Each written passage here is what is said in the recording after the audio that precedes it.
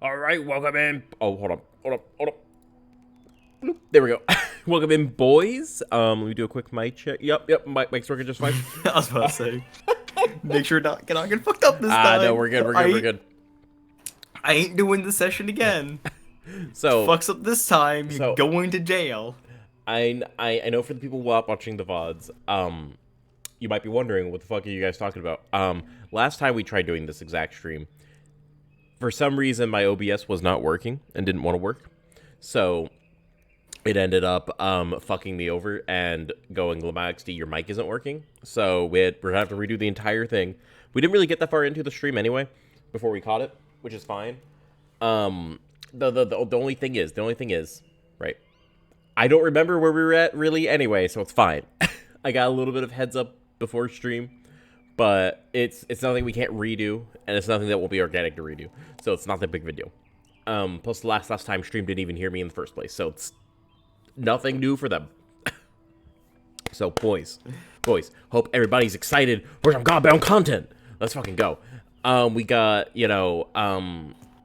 if I remember correctly-ish, we were heading to the front lines, right? We're heading over to the front lines straight from home.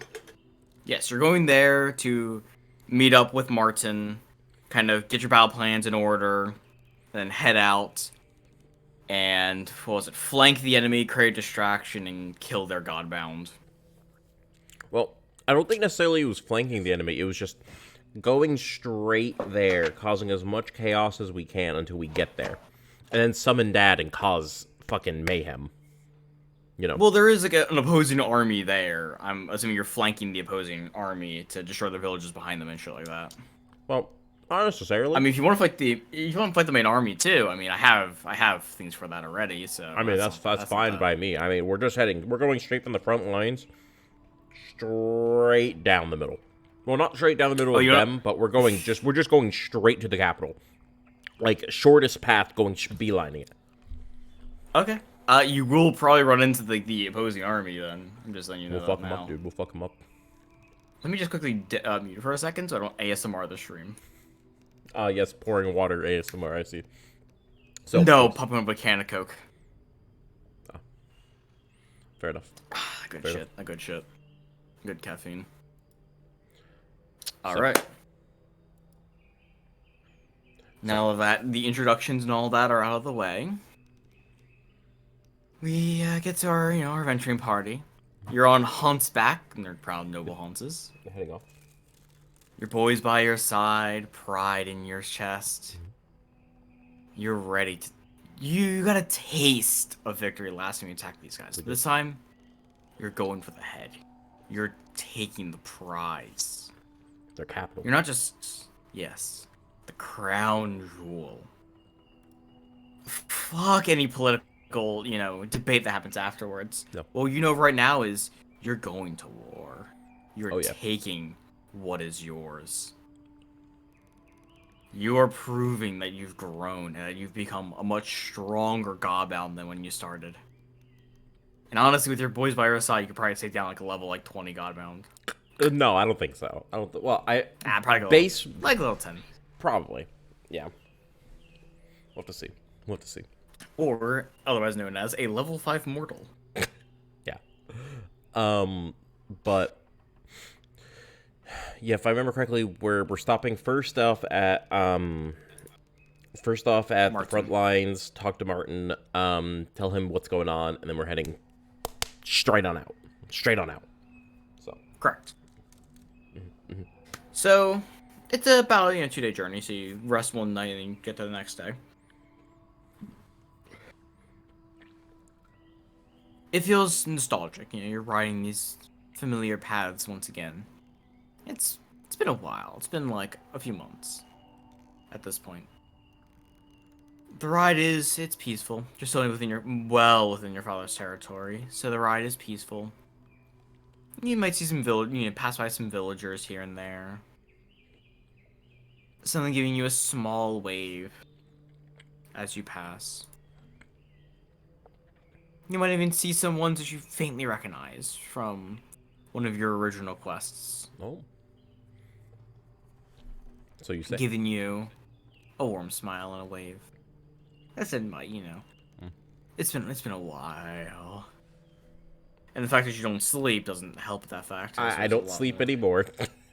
There's a lot of memory in your head now, A lot of free time, you could say. Yeah, which makes remembering things from a while ago a little bit harder. A little bit. Yeah. You might want to start a journal at some point. I do have a journal. Oh, sure. I just don't write down my past events, per se. You don't write down the goings on with the ants below you. That's not what I'm talking about. I write down the important things, Yes, unlike the ants. We'll see. Well, they're peasants of your father, so they're not ants. They're just minorly insignificant. To the enemies, on the other hand, yeah, the enemies, on the other hand, their peasants are just crunchies. Of course. We are slaughtering men, women, and children as we're going up there. So I mean, they're gonna be crunchies. They're gonna be crunchies. There is a callback from so far back into the fucking story that you might not even remember it. I remember both. Remember not to kill Rachel. What? Remember the chef's wife that you promised to save? Oh, fuck him. Well, no. I didn't promise to. I did not promise to save them. I promised to reunite them if I could. Yeah, I think I never said shit about them being alive. I think you said if she's alive. No, I remember this. I rewatched it. Remember, I rewatched it. I remember specifically. Yeah. I said I'd reunite them. If I could, for her to come back alive. If you find her alive, are you gonna bring her back alive? Yeah. If I find her alive, and if I know who she is. Fair. That's fair. Okay, so you ride out. The first day is quite peaceful. You wait some peasants on your way by, and finally, the sun begins to set. You sit down in your tent knowing that, well, only a few more days you're gonna be invading their capital. Well, tomorrow. Well, I say a few days because you get to the front lines tomorrow. It might be like another day or two. Get from the front lines to the actual capital itself. Well, be some fighting. It's gonna slow you down. Yeah, but I'm still gonna be beating the shit out of them on the way. It's gonna be some time. But no, I'm saying to actually get to the capital though. True. It's gonna be a couple days. So, you look out of your tent. You can before it's really time to go to bed. While they're just kind of dialing down for the night. You can see Cole kind of you can see he's nervous. He's kind of fidgeting a little bit. You see Ezroth walk over to him, clasp a solid hand on his shoulder, kneels down next to him. It's the first time going into open combat like this. I know we fought against a lot of odds, but going into a war like this is something someone young like you is not used to. I'll come over there. The young Master Virus. I'm sorry. I'll come over there as well and put a hand on his shoulder as well. You can keep going. He's gonna gesture to you now, and he's gonna say, "With the young Master by our side, and the skills we've gained and honed, none of their weak troops will stand against us." He takes a hand off. You see him kind of shrug. I don't know if they're gonna hire mercenaries to fight us, but otherwise, there shouldn't be too many surprises. For those who do not remember, Ezroth was actually part of their military at one point. So yeah. Yeah, I know. So, what I'm gonna do is I'm gonna take a look over at Cole. Take a deep breath in, take a deep breath out, and go. You must understand what we must do. I know that it is not easy to go into war. The fear comes as second nature. But stand proud. The slaughter that we will perform is in the name of our Lord, the name of our Lord only. Under no circumstances will any action we do be in vain, even if we are to fall on our journey. The damage we deal may very well be decisive, but I do not plan to lose. Cole, we will destroy them. We will destroy them. Under no circumstances will we fall.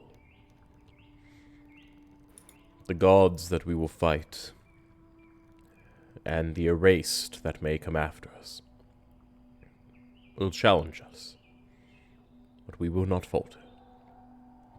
By no means will we. They will become nothing more than a stepping stone towards our greater greatness. Takes a deep breath in, gives him a little pat on the shoulder.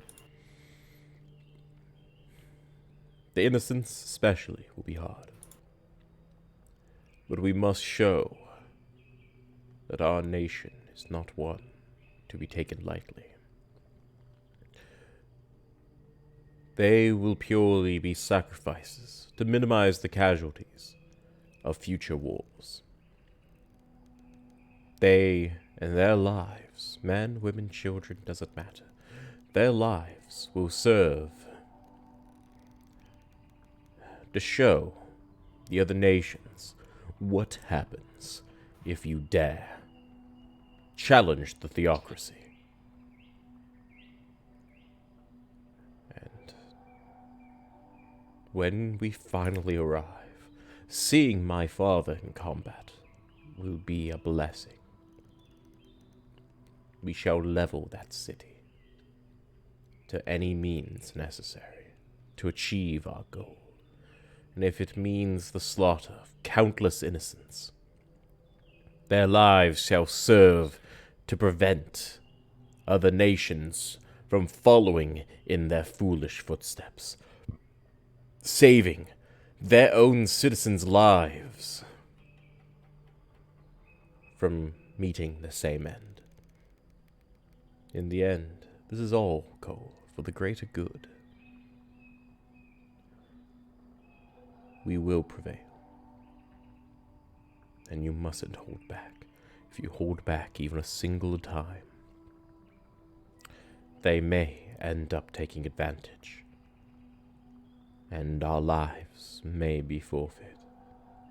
I must be able to count on you. I can. Can I not?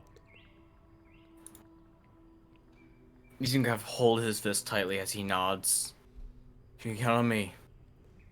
I'll do my very best to burn away all the heretics. Good.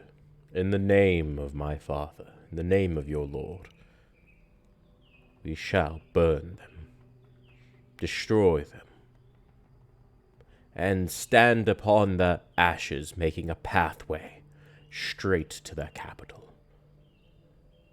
And then when they buckle and they're on their knees, we shall destroy their gods, remove their hope, and put this nation under our boot, absorbing them.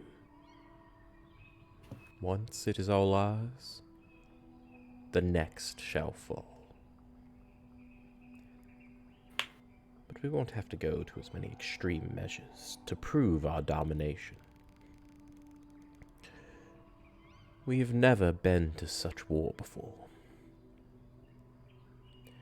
Hopefully the next ones will be more civilized. Sadly, this one cannot be.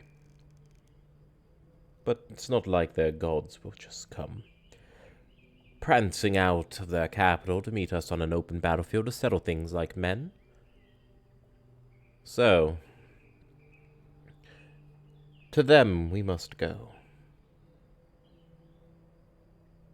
And, well, the lives that are lost on the way are not on our hands, but on theirs, for not putting their full force on display.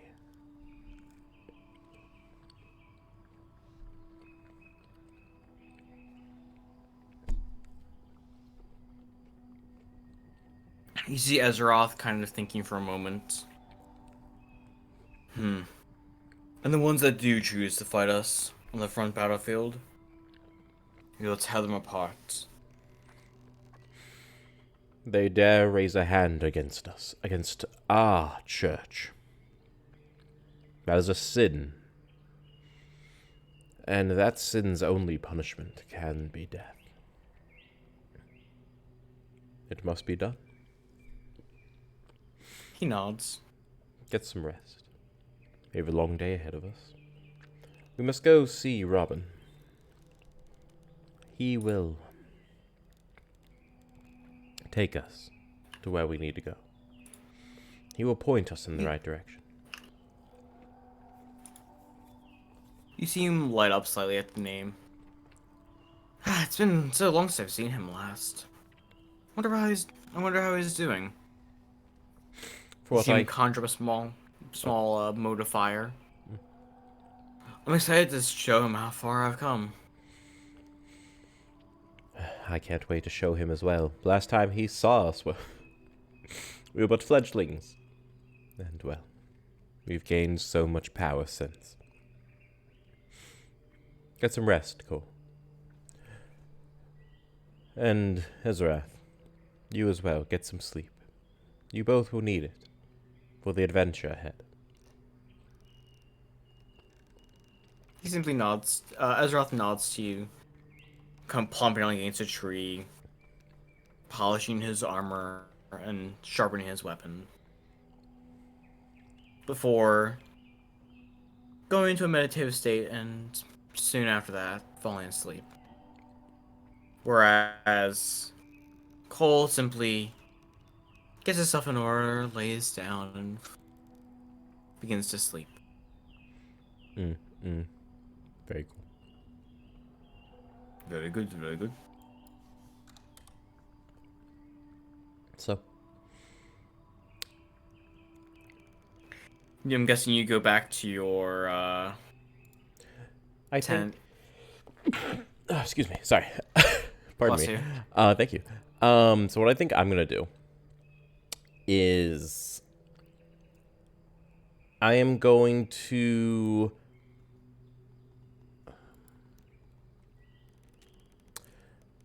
I think what I'm gonna do is just kind of lay there, stargaze for a while, and for the rest of the night just kind of plan out my route. Like the ideal circumstance, you know how you do whenever you like think of a fight that could happen between you and someone else, right? And you always come out on top and that kind of shit. Like he's just kind of thinking through the entire battle and how he imagines it'll go, and just all this like daydreaming essentially the entire night, as he just like imagines himself and the party just kind of going through, burning down cities, cleaving down pathways, and just barreling through the forests, going through cities and going through armies, and just laying waste to the entire way there. Even though he has no idea what lays in front of him. He's just like what he imagines it would be like. So while this anime as fuck fight's going on in your head, what song are you listening to? I don't know. You know, you listen to a song, you have an anime fight in your head. Anyway. You plan out, you don't really know exactly what you're gonna be looking at. You kind of have this idea of in your head. The burning not pride, the burning like excitement in your chest as you're prepared for what comes the next day. Burning down villages and slaughtering the heretics in the name of your father. In the name of the great god, Galar. All will know his power. All will know his might. All will either fear him, respect him, or both. Yeah, hopefully that's the plan. That's the plan. That's the point. You'll make many allies and many enemies on this trip. And they will all be cut down before you. Your allies standing behind you and next to you, supporting you in any way they can. And your goals to burn down all who would disrespect your father.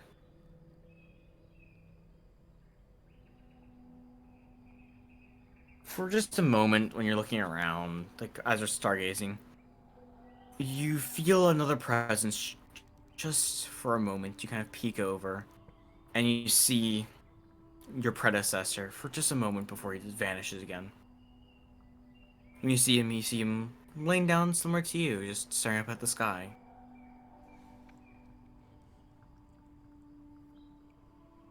Before he quickly vanishes.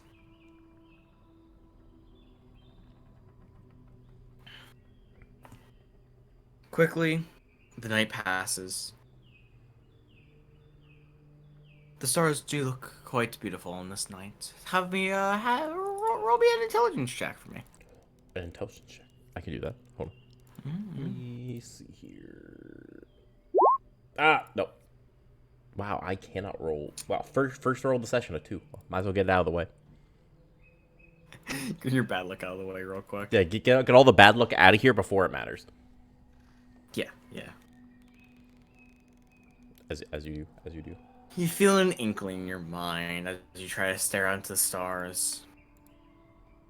You can feel your mind wanders to your calculations of theurgy. But it's just for fleeting moments. Soon enough, your mind drifts back to the battles of the following day, and how glorious they shall be.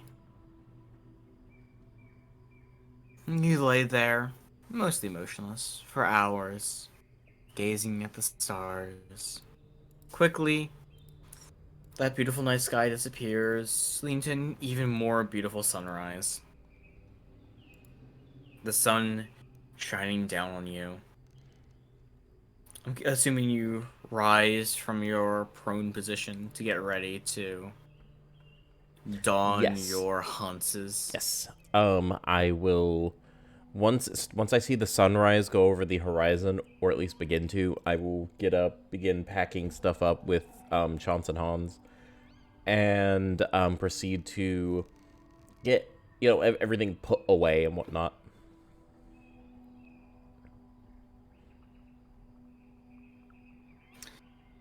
Very quickly, Ezroth wakes up and immediately just jumps to helping you. Ah, good. Mans is a morning person, I Cole, can tell you that. yeah. Cole, a few minutes later, kind of wakes up like, oh, what's going on? Kind of sees you, getting ready, and he equally jumps up, runs over. Ah, young master. I didn't expect you to be up this early packing. Oh, I don't. As you should know, I don't normally sleep. I was thinking about I was thinking about the journey. That was all.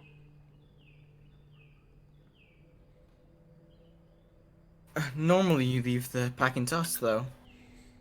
Somewhat. Mundane work like this is best suited for us. Unlike, whereas you should be doing more important things. I would think. Waiting around for all of you? No. I'll do something to at least get my mind off of the oncoming battle. I've spent all night doing it anyway, might as well get something to do. Plus, either way, getting a head start would be good. I want to go ahead and get this conflict begun as soon as I can. He kind of nods a few more times, a bit embarrassed, as he finishes packing up his own stuff and the rest of camp.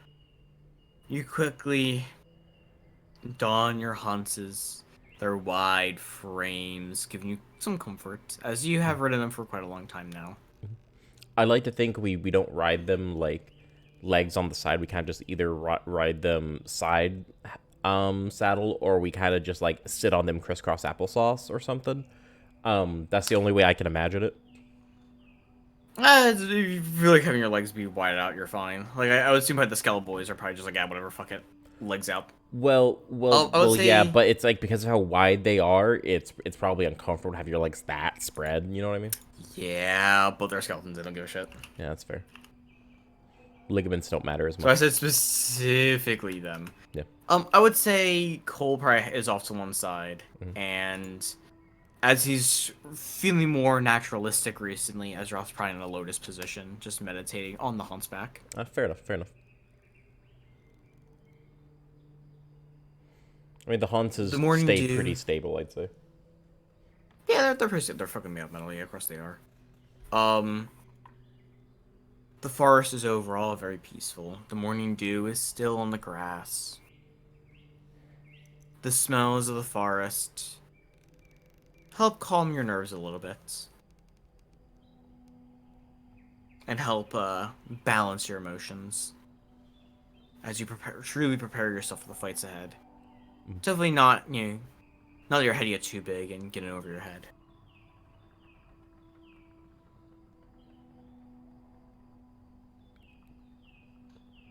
The quietness of the forest, broken by the stomping of the haunches.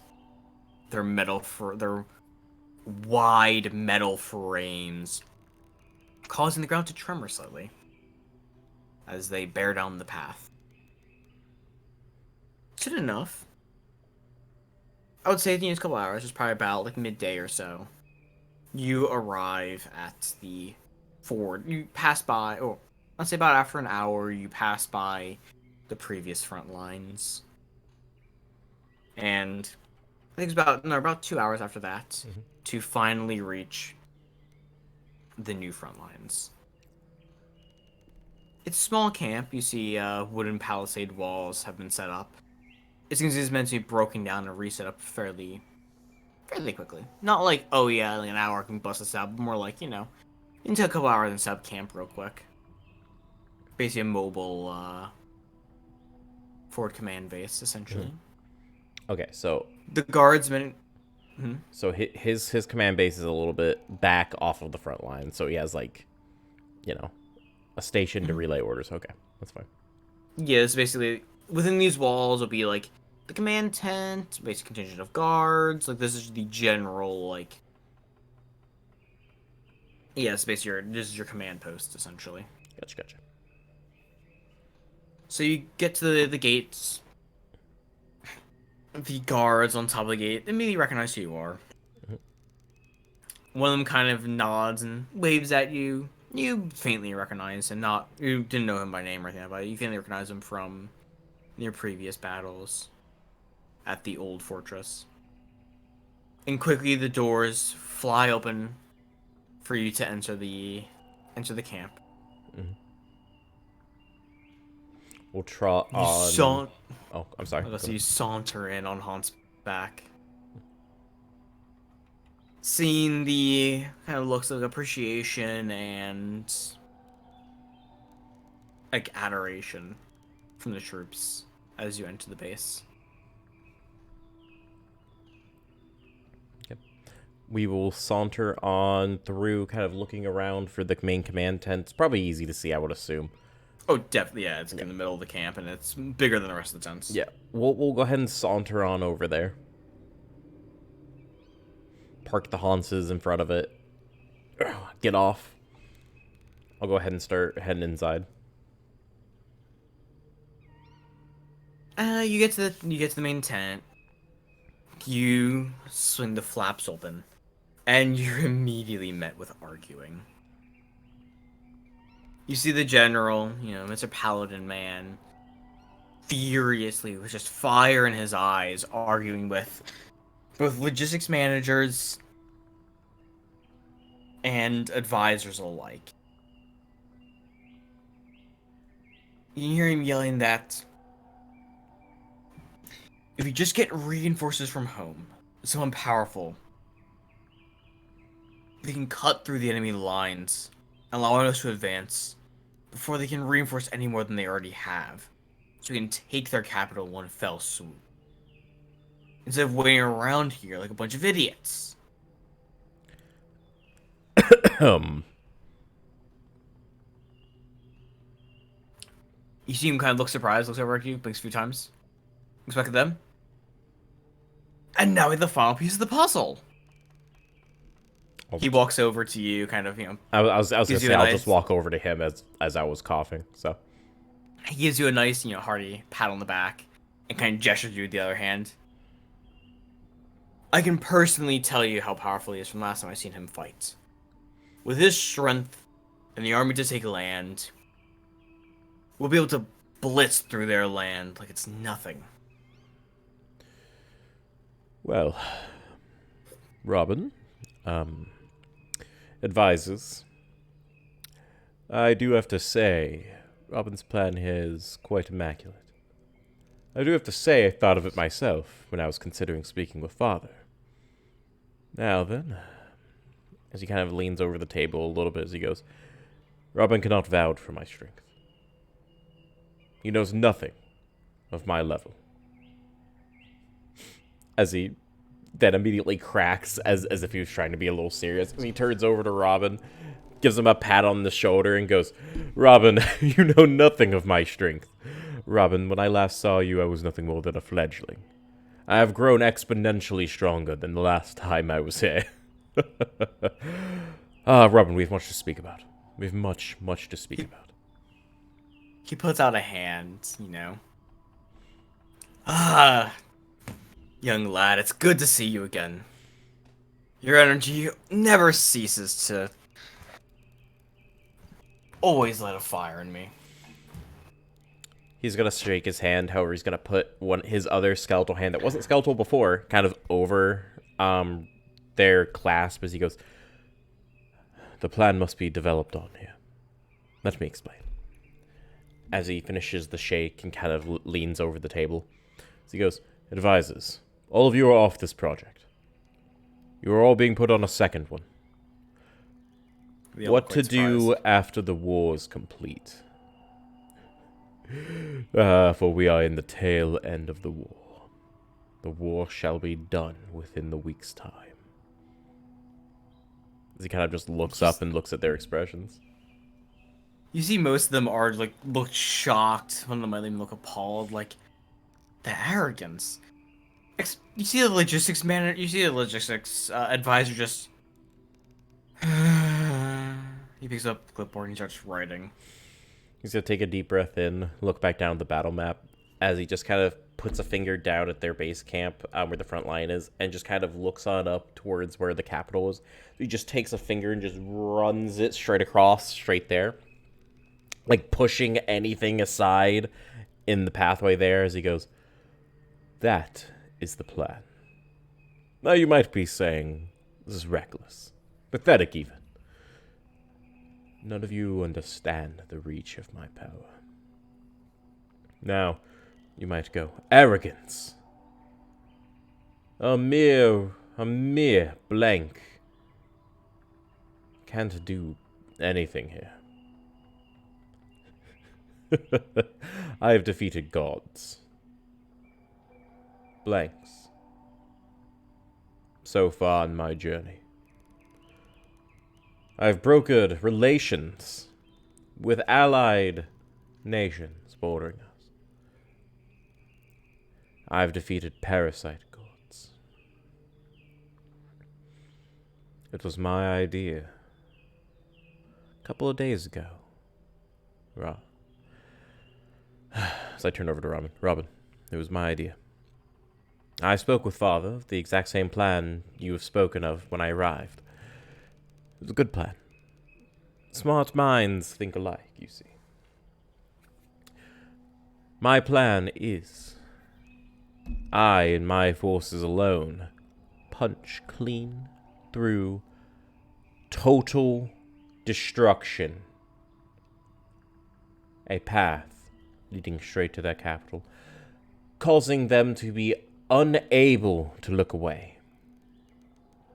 If their forces charge me, I destroy them, and leave you all a massive opening. Robin, that's where you come in.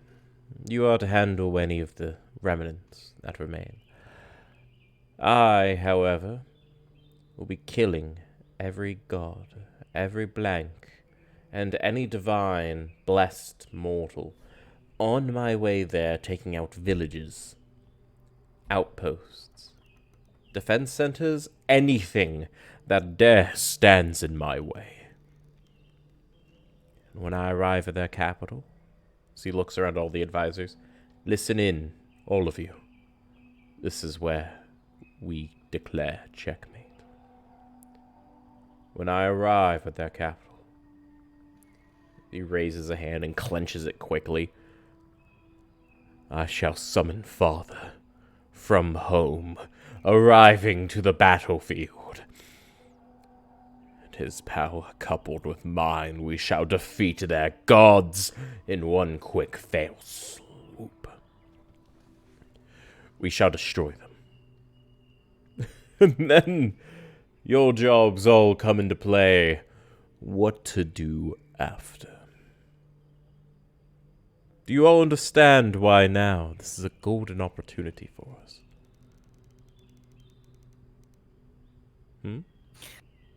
The advisors kind of looked at you, just... At this point, they just look defeated. They're like... Robin looks at you, just... You can see him just... He's fired up. You punch through as... You punch through as shock troopers, and we take and hold the land.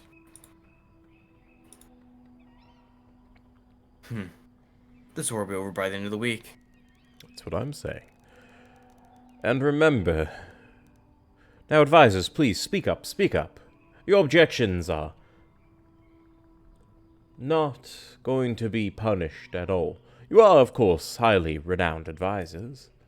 You're here for a reason. Do we have any questions?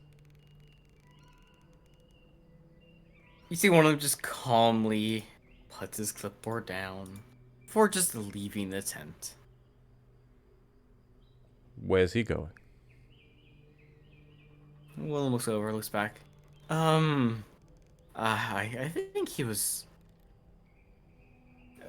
giving up. He was one of the very staunch defensive activists. So I believe he thinks that he has nothing to say here. The defensive activists? What do you mean? We had commanders here who did not wish at all for our expansion, did not wish for the glory of the theocracy. Rowan puts a hand on the battle table. He wished for us to fight more defensively. To not risk anything at all. Attacking, yes, but gaining very little. If we were to have taken land at all, it would have taken months at least. More closely related to a siege than an actual normal battle.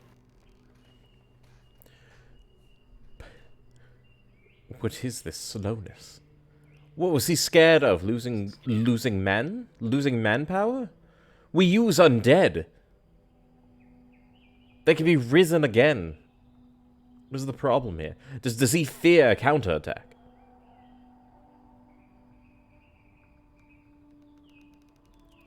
We have heard in recent battles that the enemy has hired mercenaries.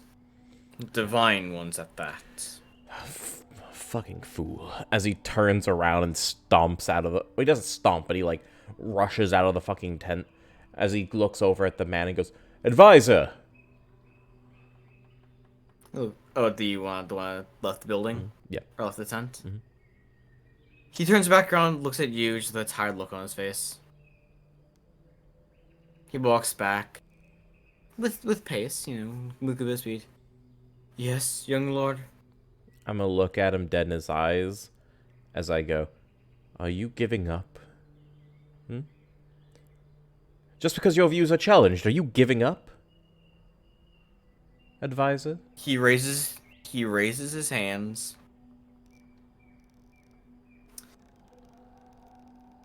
I do not believe that someone with as much renown as you hold would come to assist us.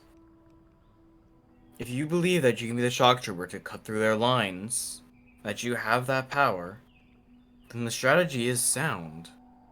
I just do not believe that with the forces we had, that a full frontal assault would have been advisable. Then where are you going? We need you. You have been put in this place by my father to do this. He looks at and you. you walk away from this honor. He looks at you calmly. You told us to prepare for when we take over. I did not have the proper maps, nor books, in the command tent to prepare for that. as retrieving supplies, to consider how to maintain the enemy capital once we take it over. Maintaining a city is quite difficult after all.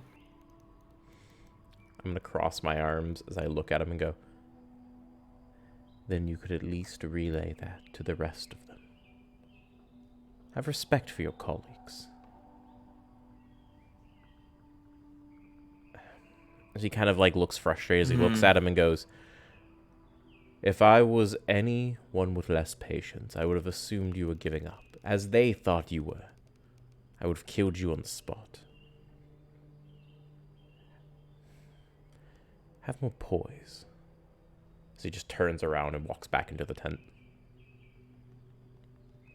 Right before I walk in, I'll just go, as you were, and shut the fucking flap behind me. They quickly get to writing. And this entire time, the logistics manager has just been constantly writing. Like, furiously, just... You can see sweat start to bead on his brow as he just is furiously writing. I'm gonna walk back over to the desk and look up at the rest of them and go, he was out gathering materials, preparing a plan for what we are to do afterwards. He's not giving up. However, The one who spoke up previously just kind of meekly nod a little bit. anyway, so now that we are all in agreement, does anyone have any questions, any oppositions, any flaws they see in our plan? Anyone have any doubts? One of the, Actually, there's probably about 4 advisors. One who left. There's the one who answered previously. There's 2 more. One of them is just kind of silently looking over the battle map, just hand on his chin thinking. The other one places his hands in the map. Yes, with your power, it should be a feasible plan.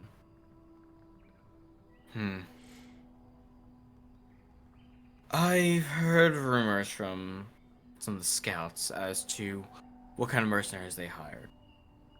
While I don't doubt your power, I will say, do be careful. I don't think they could really hold a candle to you, but I know they could lay devastation to our army. Well, let me put it this way. What I plan on doing is lighting a fucking target on my back. Now that you may be saying, well, that's risky. But, well, you all are here to swarm in and take whatever remains, yes? What I plan on doing is taking a look right there at the front lines. Going straight through, carving out a trail perfectly sized for us. A fiery beacon of what is to come. You might say a burning arrow heading straight for their heart. I plan on, quite literally, breaking down a road in the forest, going straight through their lines, if it's in front of me. And whatever comes to me will get wasted in the process. I'm sure that they will get worried, send out a dispatch of forces which will get wiped out. Then they'll send stronger forces which will get wiped out. Stronger and stronger and stronger, hoping to erase this threat that has breached their lines. And then once I start heading to their towns, the screams will call them in. Their god is a god of... well, what they can see, I would assume, is justice, goodness, all this other shit. Bullshit. They will be unable to resist the torment I will put on their people. To drag in their strongest pieces to come fight me, to try and kill me. To save their own. Only for them to be lost. I will not falter. And then all that will be left is foot soldiers. A quarter of their power. Maybe. If they don't send everything they have at me, which would be a fool's errand to do. It'll be a skeleton crew holding up their lines. Robin here. We'll simply breathe on them, knock down their barricades, and push back. Pushing the remnants forward. Like the fletchings of the arrow. They will come after the head. And we shall breach them. Bend and then break them. And we shall flood their territory. And we will defeat them. And once we arrive to their final sanctuary, as all their forces from all their other fronts are trying to make way, all they'll know is get word that their capital has been destroyed. That their gods are no more. Their clerics will immediately lose all their power. Their paladins losing theirs. Their heroes pointless. And their blanks scrounging for what to do next. If I don't kill them in the process. We'll have to see how it goes.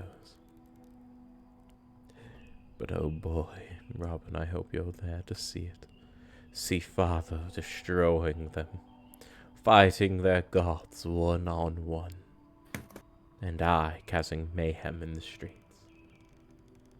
It'll be a beautiful dance of the undead. And all those who fall will be there to pick them back up. All those casualties, all those men, women, children that I burn on my way will be soldiers to reinforce the lines in the coming months. Oh boy, will we have men to spare. You'll never know how many. Their corpses, those skeletons, those zombies, there'll be more than we have possible to do with. And their riches will be ours. Their wealth of land will be ours. Their people, she looks up at the advisors, will be yours to deal with. We must bring them into our fold. We would have to reteach them what to do. How to live under this new society. But, boys, an empire shall be formed. So he looks slowly over to Robin. So he goes, what do you think of that, Robin? An empire. He leans off the table, looks at you with just a wolfish grin.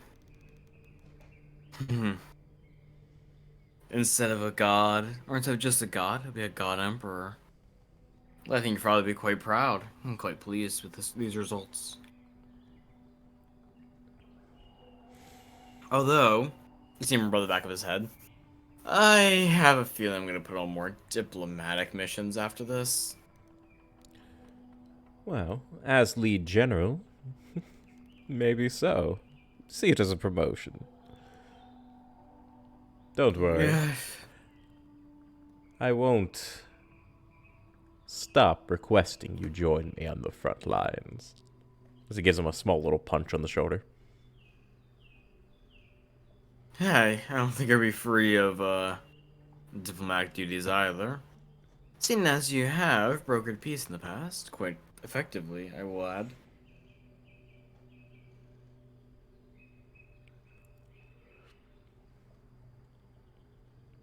So then, as he kind of clasps his hands together, he kind of stands up straight.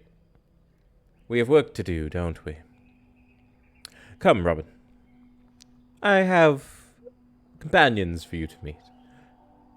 Gentlemen, your new job begins now.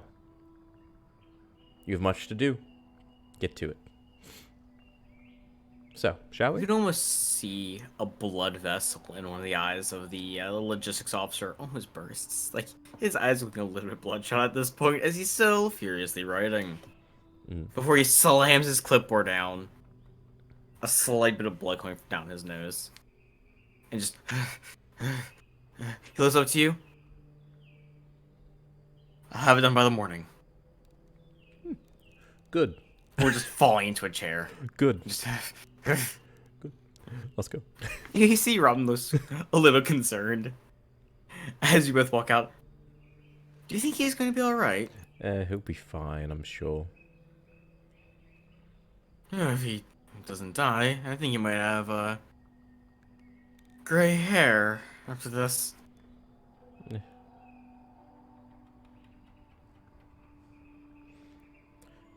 So,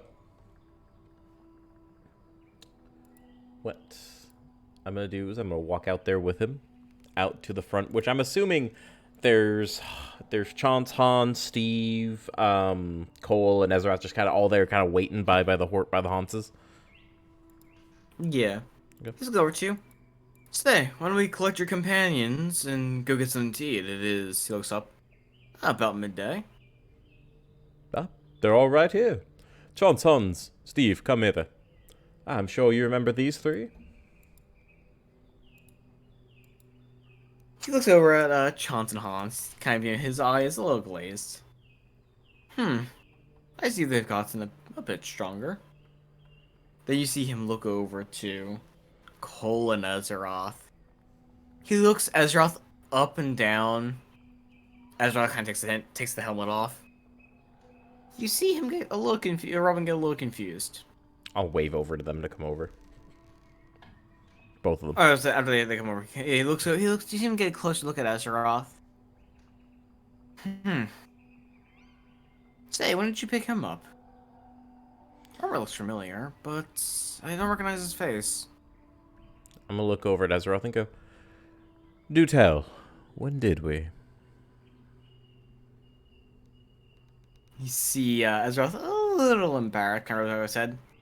I do believe he carried me unconscious into the fort. You see it dawn on Robin. You're that old knight. My, you look... Looks a little closer. Why do you look so young? Looks over to you. Kind of points at you, points at him, points back at you. Oh, Raises an eyebrow. He nods a few times, knowingly. And then his attention gets diverted over to Cole. My.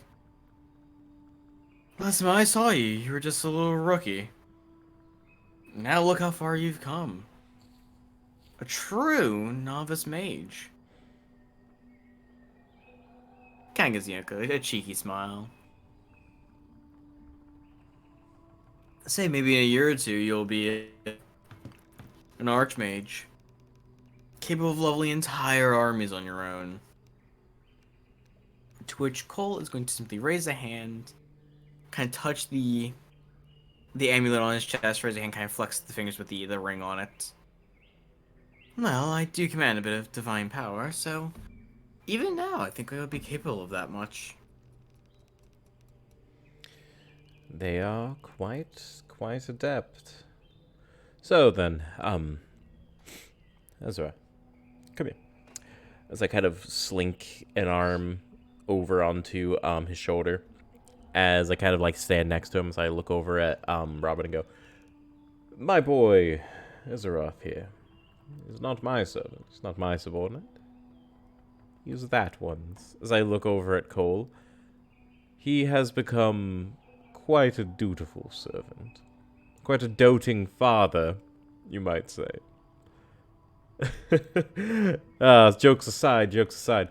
He's training Cole quite well. He is doing excellent work.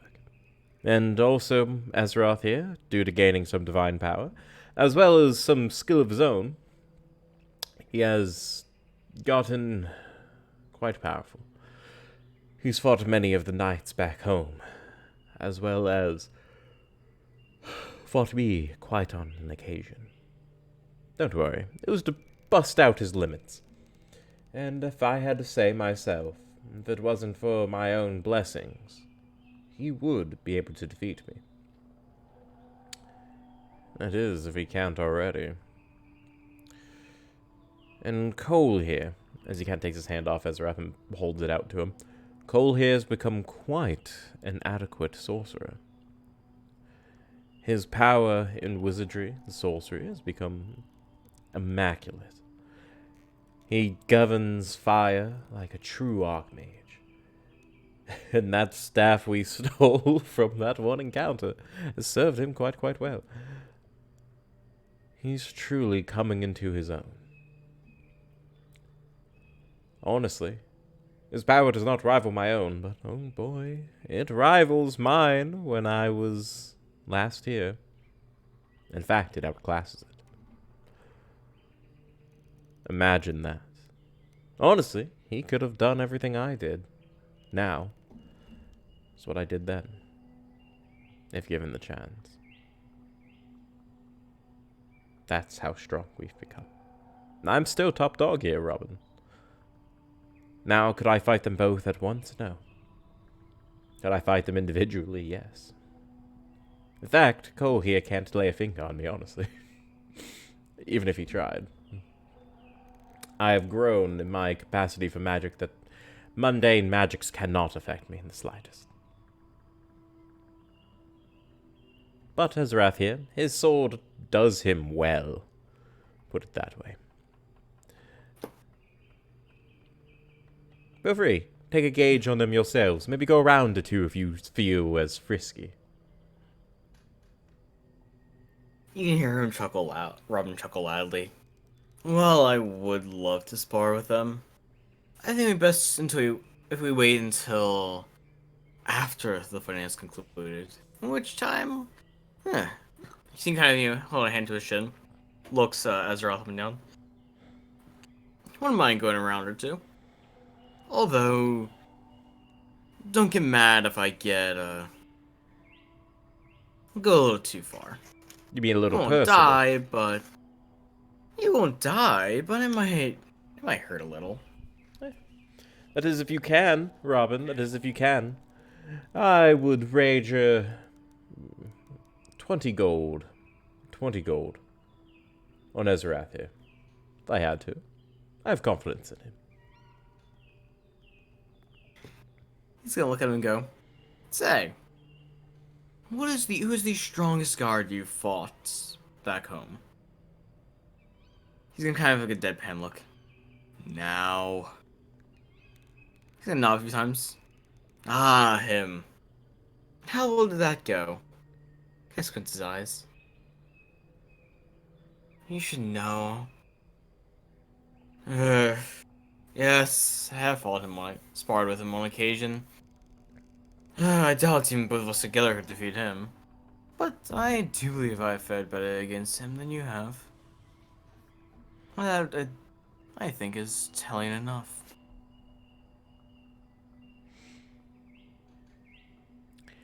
We'll have to see. Anyway. So. Robin, shall we... Before I head on out, care to get a drink? He nods. Are you actually gonna drink some alcohol this time? Or just some non-alcoholic stuff like last time? You see, I am not one for booze. But it is a time for celebration. I don't think one would kill me. Come, don't you still have that one cook under your duty? Ah, yes, the one you saved when attacking the enemy. Ah, yes. Is he stationed here? Is he stationed at the front lines? Yeah, he's stationed at this camp. No. But come with me. You can go talk to him. His food is quite lovely. He's gonna follow him, but he's gonna turn around for a second as he's walking with Robin and go, "The rest of you, gather supplies. Take a short break. Grab some food for yourselves. The journey to the front lines will be treacherous. Be prepared." He kind of turns back around. This should be lovely.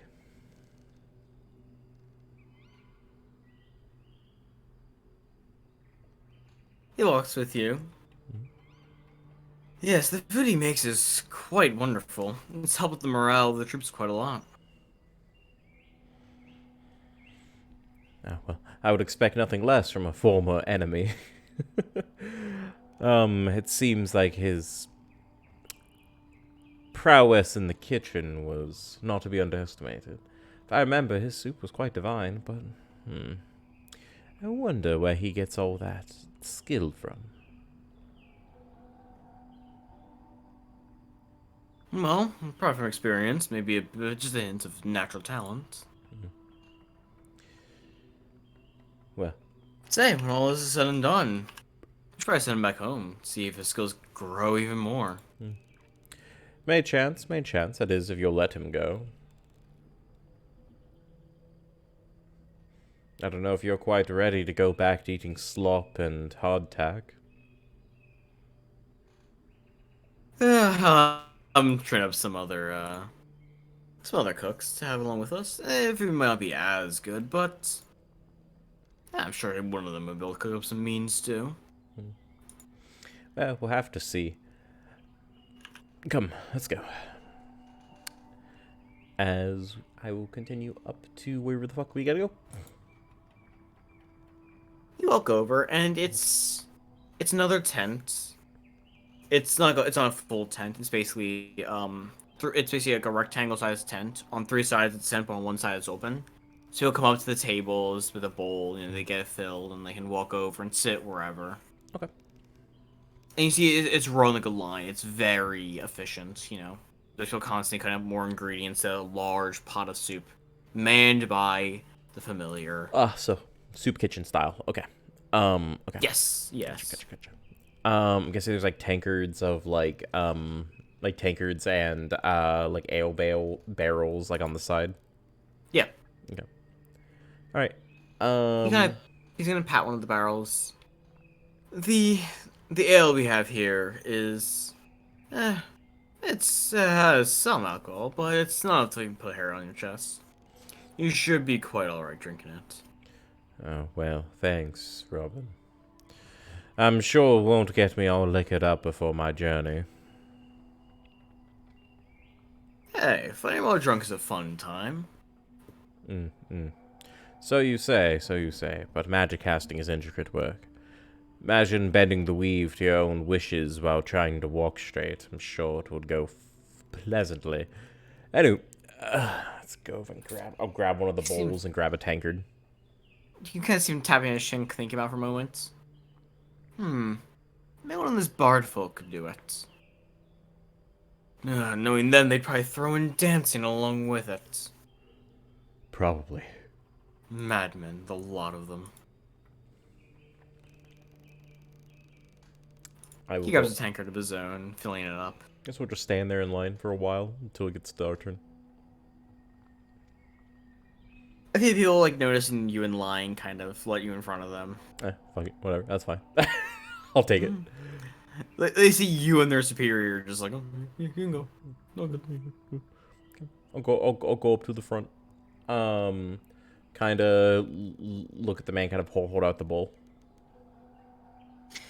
You see him, he's about to scoop your bowl, looks up again, he looks up from his bowl, looks up from the soup pot, blinks a few times, before getting a nice smile on his face. Ah, if it isn't the young lord. He kind of scoops in a few, just scoops a stew into your bowl. It's been quite a long time since you've been gone. I'm working here at the, command base. I'm feeding the troops and whatnot to help pay back your kindness. Hold on, sorry. Sorry, I had a yawn coming up and I couldn't stop it. Anywho, so what I'm gonna do is I'm gonna take a look over at him and go, thanks. So you fucking yawned at me. Now I had to yawn back. So, yes, it seems you have been doing quite a good job. I've heard good things. Hopefully your cooking still holds up. As I kind of take the bowl and look down at it. Well, the war should be over soon. If you would like, Robin here suggested you be put back into the capital. Relocated to do more official work.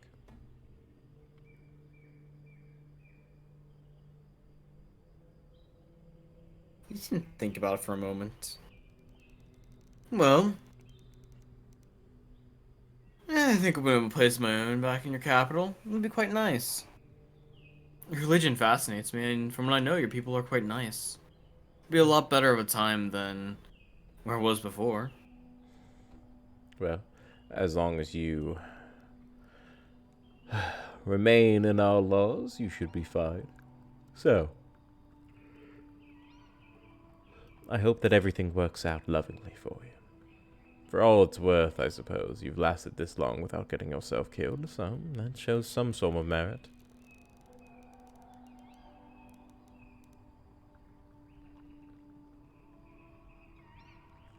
Goddamn activity. Oh, did your activity stop? Not playback error, just inactive. Pause Oh, inactivity. no, you're fine, you're fine. Discord's fucky-wucky like that. Yeah, it is. So he's gonna look at you. Well, I don't have any issues with any of your laws, and I'm quite a peaceful man. Your people are nice. They appreciate my food. So, I'd love to grab my wife and set up a nice place in the capital. Good. Hey, what do we do? We should stop by sometime. I'll treat you to a nice meal. I Better would. ingredients than we have here. I would. Well, thank you for the meal. As he just kind of takes a couple steps to the side, goes up, fills up his tankard, and kind of goes and finds a seat waiting for Ramen to get over. Like a minute later, he comes over and sits down. So, say, how has the war been going? I'll say as I take off my mask, as like underneath the mask, a veil of shadows kind of just whoosh across my face, shrouding all of it. As Your he mask just, is a second mask. yeah, under the mask, the second mask. As he just takes the mask and puts it down on the table, as he begins to just kind of grab his, like, hold onto his bowls. He takes a scoop, nom, you know, take a sip every now and again. Good. I'd hope The so. ale. The soup. The stew is very good. Yes. Okay, it gives a nice warm feeling in your stomach and chest.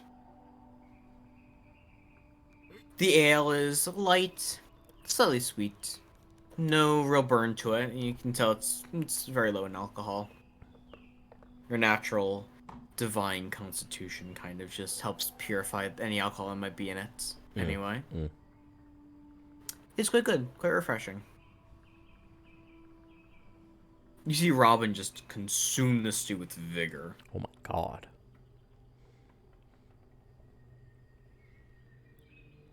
So, Like in seconds. You pull a bowl up as he just... what is he, a fucking anime drinks down pro the tag? He just lifts it up, just scoop. That kind of thing, yeah. He just kind of... Is he like an anime pro tag with rice? Jesus fucking Christ. slams the bowl down. As he grabs the mug, downs about half of it. He kind of wipes his mouth. Good as always. Are you just looking at this man like, what the fuck did you just do? Yeah, no, straight up. But he's gonna go, so, as I was saying, how is the front lines lately? As he kind of takes another spoonful and slowly eats it. He looks at you, notices your stare. What? You don't know you're gonna be attacked. I've read it at all times. If you were being Anyway, attacked, I'm sure you wouldn't have to jump into action. It would be I who would. You would have had plenty of time to eat that bowl. Well, I believe I should always be ready. It's a respect thing. My troops see me join the battle with them, even if I don't have to fight. It helps the morale. Anyway, though, the front lines have been doing well. The rumors of who the enemy has hired have been plaguing our morale as of late. It's an archer with at least two mercenary companions of his. One a brute and the other a mage. So an archer, a brute, and a mage, you say? Well, ain't that Correct. a And bitch? by themselves, they aren't exactly too dangerous, except the archer, but to normal mortal men, like you see around us, they can cut them down easily. Someone stronger like me or you can defeat them, but ugh, along with their armies, it gets quite difficult. Well then, we'll have to just defeat them like anybody else. He's like saying this as he's like looking down, like kind of like turning a spoonful a little bit as he finally eats that, puts it back down to his bowl as he goes, they will be defeated before any power of theirs can get to the front lines. They'll come after me, I'm sure. I will destroy them.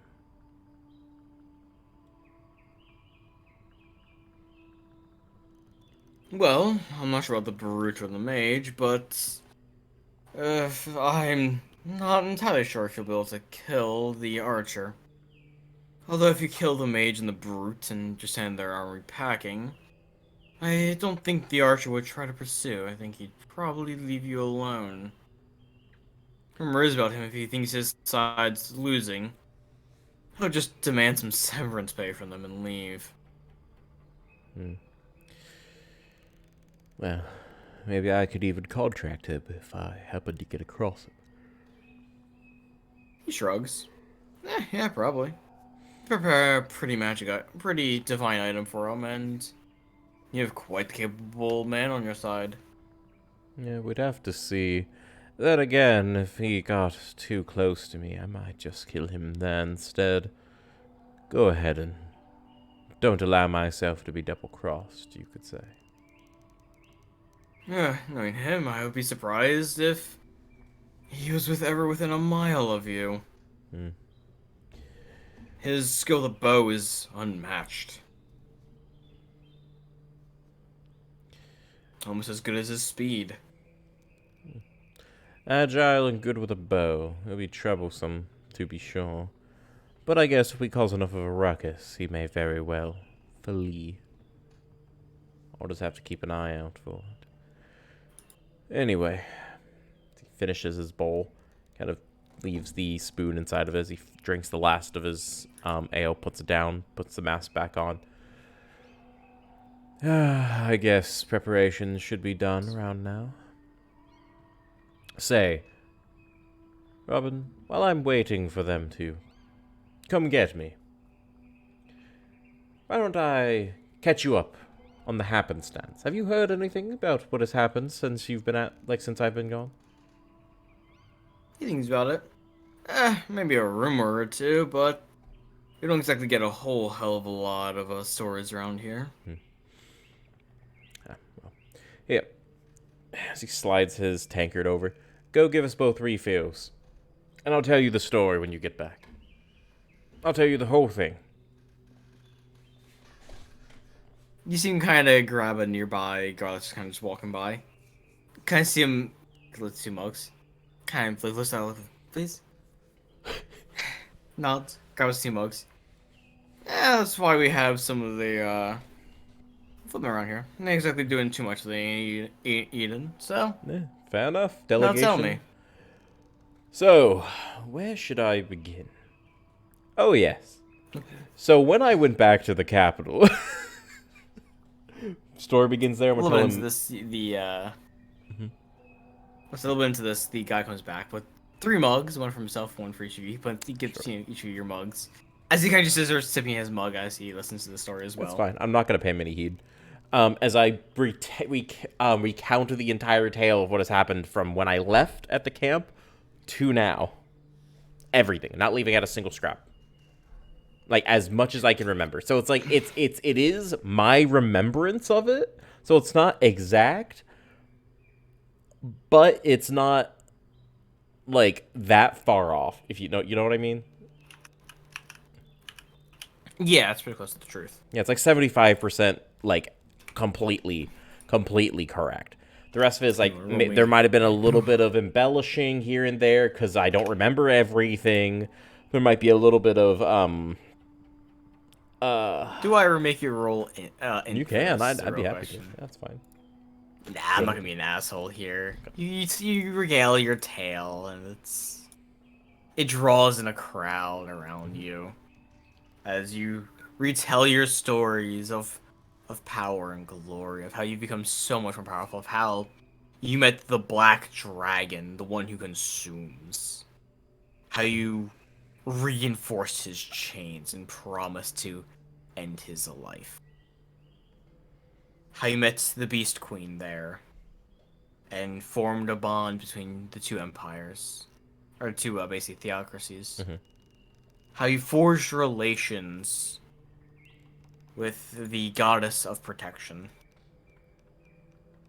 and her paladins and their pope by defeating a parasite god to get rid of the plague on their territory. How you've traveled to sites of mysterious power, kind of showing off your black flames. Every so often, Ezroth or Cole might chime in with a bit of, their own parts of the tale. But for the main part, you tell How long your does it take for tale. them to get the fuck over to me? Well, I mean, are you just? I thought you were telling the whole tale like entirely, like. Yeah, I'm telling the entire tale. But like, I want to know how long into this tale does it take for them to actually get over here? Well, not very long. No. Okay, I suppose. Okay. So they're chiming in as well. Okay.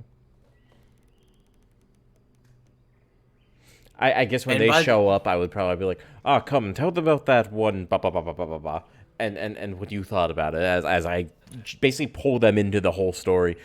Basically tell everyone who's listening about what happened. How Ezroth has cleaved many armies apart by himself. Yes. How Cole looked at a giant and went, touch grass, double nat 1. And just fucking basically threw a meteor at someone. Mm-hmm. It's probably going to take hours. Yes. It's getting fairly close to nightfall by the time you're done. Mm-hmm.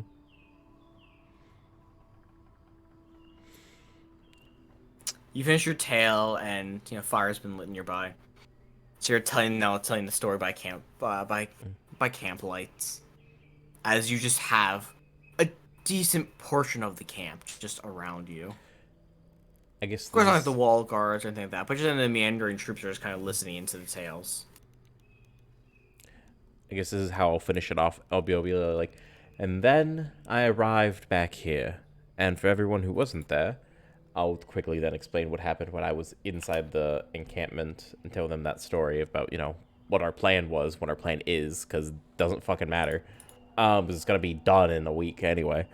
And then I'll be like, and then we sat down and told the tale. So, tonight we rest. Tomorrow starts the end of the war.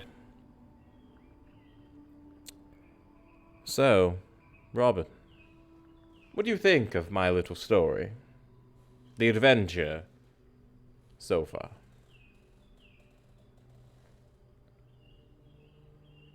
You seem kind of think for a moment, for raising a mug up high, downing the entire thing and slamming it down.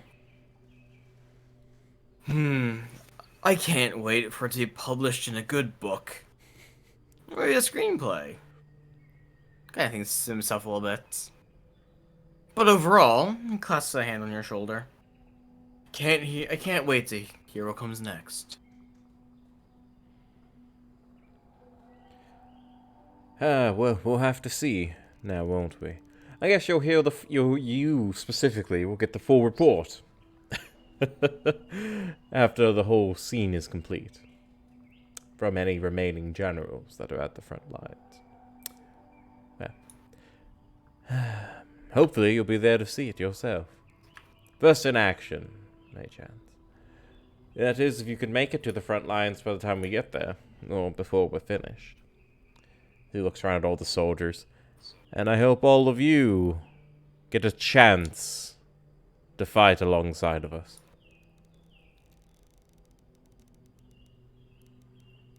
You can see that they're all quite. You can see the look of just like adoration on all their faces. As they all kind of get up, as Robin kind of shoos them away. Now all of you get some rest. There's gonna be a lot of fighting tomorrow.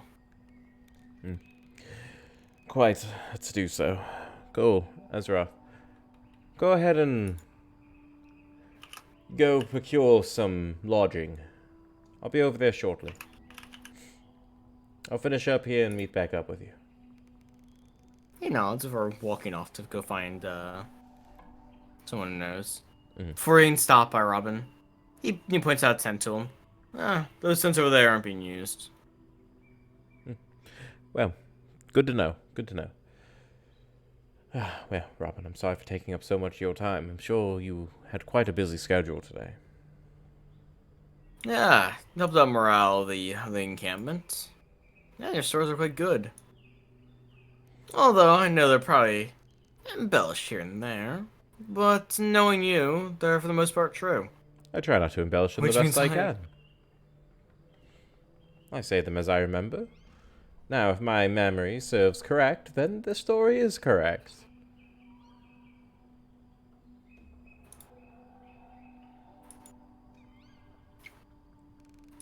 He looks at you, gives you a nice smile and a nice, well, no, one of his wolfish grins as he looks at you.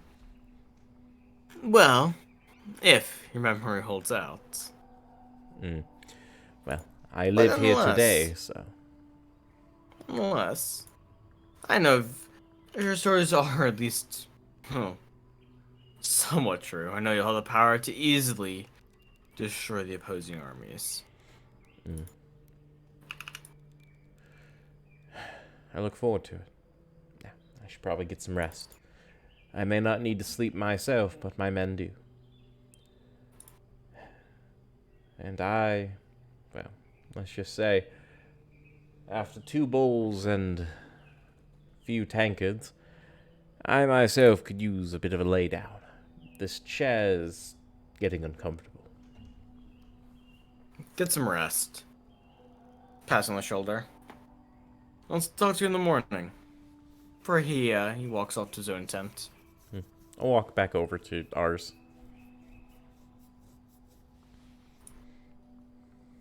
Get to your tent. It's a decent sized one. It houses, all of you. You see Cole and Ezroth are already laying down fast asleep.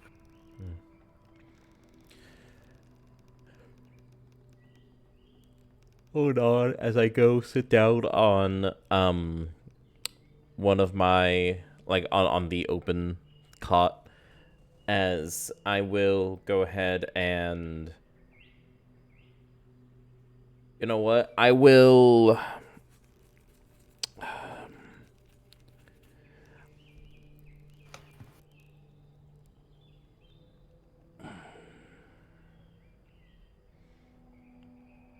I'll dream. I'll go to sleep for once. I don't have to sleep, but I will for once.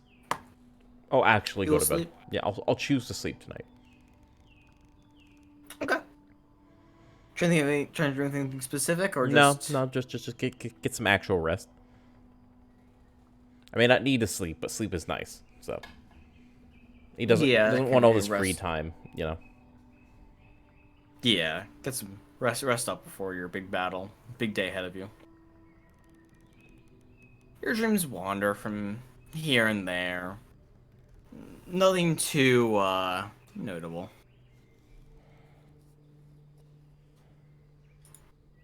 I think your dreams you can see your predecessor in different contexts. You imagine what his power was and the thought of one day fully attaining his power. In one of the parts of your dream, you look down, you're wearing the clothes of your predecessor with his staff. The sea of undead beyond you. as you make all the other gods of the world bow down to Galar.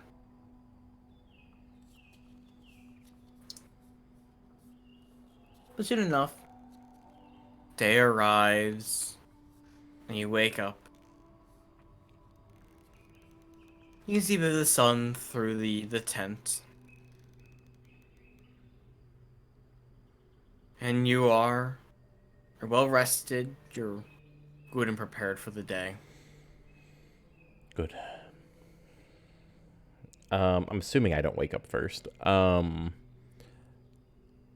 I say Ezroth is already awake. Does but and anyone wake Cole me up is by asleep. chance?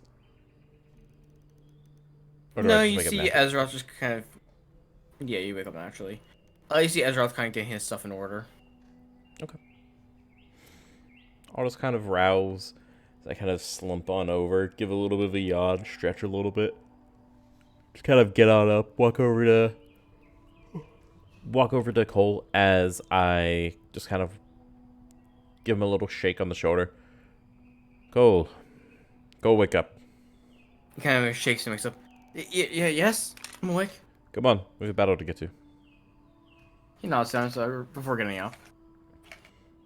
You see Ezroth just kind of, equipping his donning his armor. Mm-hmm. I'll go Before picking up ahead. his hefty blade and throwing it on his back. I'll stand by the entrance as I pull the flap open to the tent as I look back and go, Cole, Ezra, prepare the haunches, get everything ready by the gate. I'm gonna go speak with Robin for a short time. I'll meet you over there. If I arrive there first, I'll be disappointed. As I just kind of... I said the last bit in, like, a way that it's like, obviously sarcastic. As I, walk out, shut the, let the flap fall behind me as I just start walking over to the tent.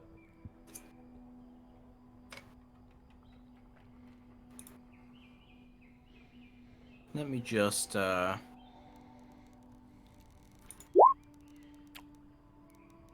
They would say that's a joke. Good. You see me finishing getting ready to, get ready to go. Mhm. Perhaps like a minute or two, they exit the tent. And go prepare to get the haunches together. You head over to the main command tent once again. You see Robin working with the logistics advisor. He looks very, very burnt out. You see him going through the paperwork, just kind of analyzing it. This time he actually notices you enter the tent. He nods to you. Ah, you're awake. I was just looking over some of the reports from our logistics advisor. We should be all good. Might be a little bit tough here and there, but we should be able to make it through. Good, good. Well, then I guess I should go ahead and get going. Of course, I have many people to kill, many powerful divines to destroy, and I have, well, needless to say, a lot of forest to clear. Thank you for the pleasant afternoon yesterday, Robin.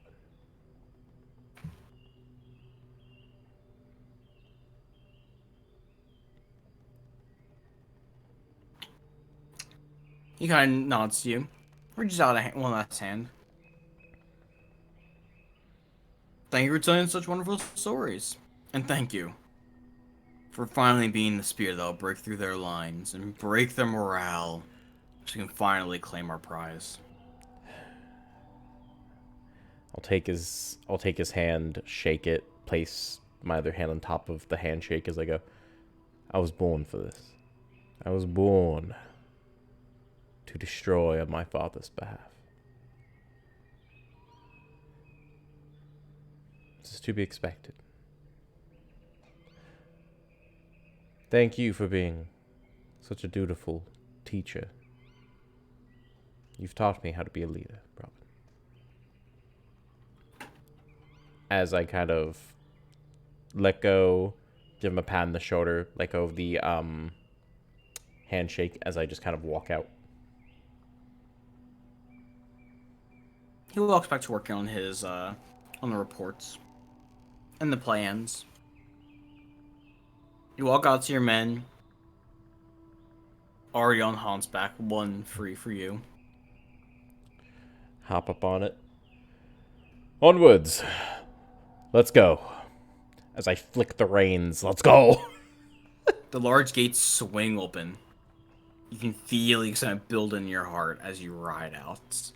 Prepare to break through their lines and break their army.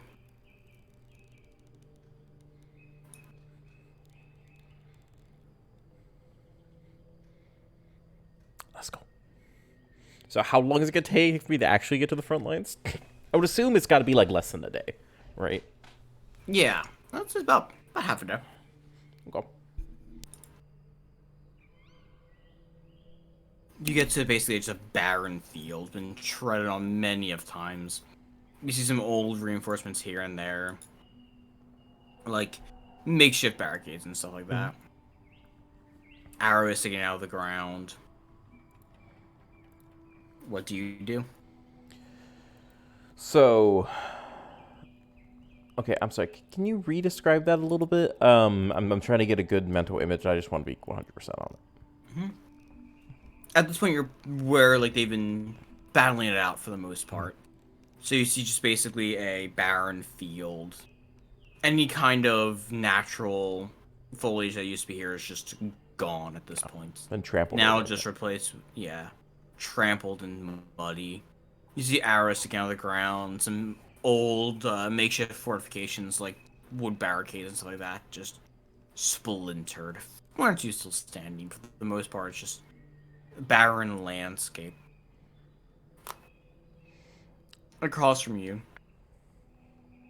you can see the faintest hint of a scout kind of spot you, and then immediately sprint off into the forest. Okay. Take a deep breath in, look at everybody and go, be on your toes. We have an archer. They should be able to shoot at us from well over a mile away. As I begin trotting forward, apparently we also have something of a barbarian to fight. A brute, if you will. And a mage. Azarath, I trust you can handle that brute on your own. Your AC is 3, right? Hmm? Your AC is 3? Yes. Because I have foresight, and that's the only reason why it's 3. Mm-hmm. So for a split second, you feel impending doom as an arrow flies from somewhere in the forest. You kind of weave your head to the side, but a second arrow was flying in tandem with it and lands into your leg, just kind of scraping by your leg. Not really hurting too much, just doing one damage. Remember, oh wait, no, I don't have 10 HP. That's right. Okay. I'm doing how much? 4? 1. 1? It's normal. Gotcha. He's making himself known. He's gonna take a deep breath in. Take a deep breath out. As he just kind of raises his hand and flicks the reins as we charge on forward across the battlefield. A couple seconds later, you see another arrow fly to where you just were, landing to the ground.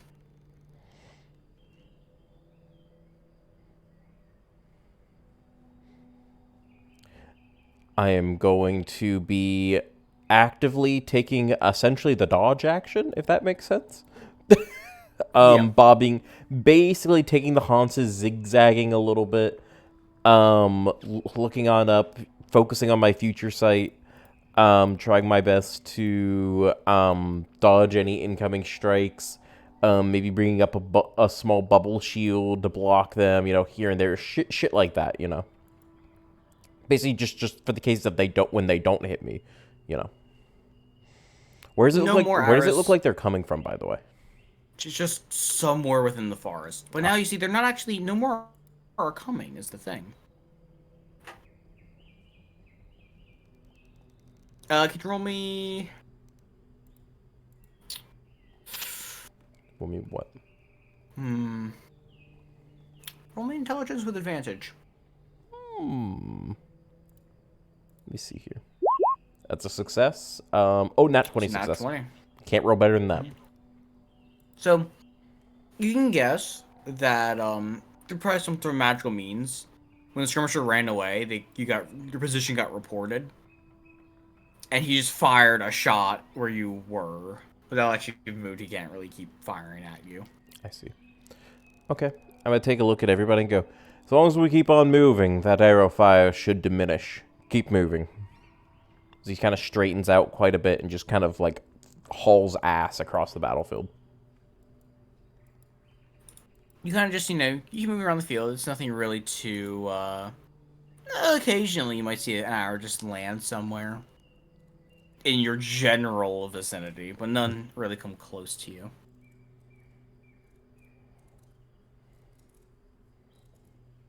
Okay. About an hour or two later, you can hear the march. Ah, yes, the march. As an army led by a large man with some small plates covering his body, but for the most part, he has just a massive. Did I give him a specific weapon? I don't think I did. Give him a maul. Why? Because mauls are cool, that's why. Yeah, that is pretty fair. That's pretty fair. Mauls are cool.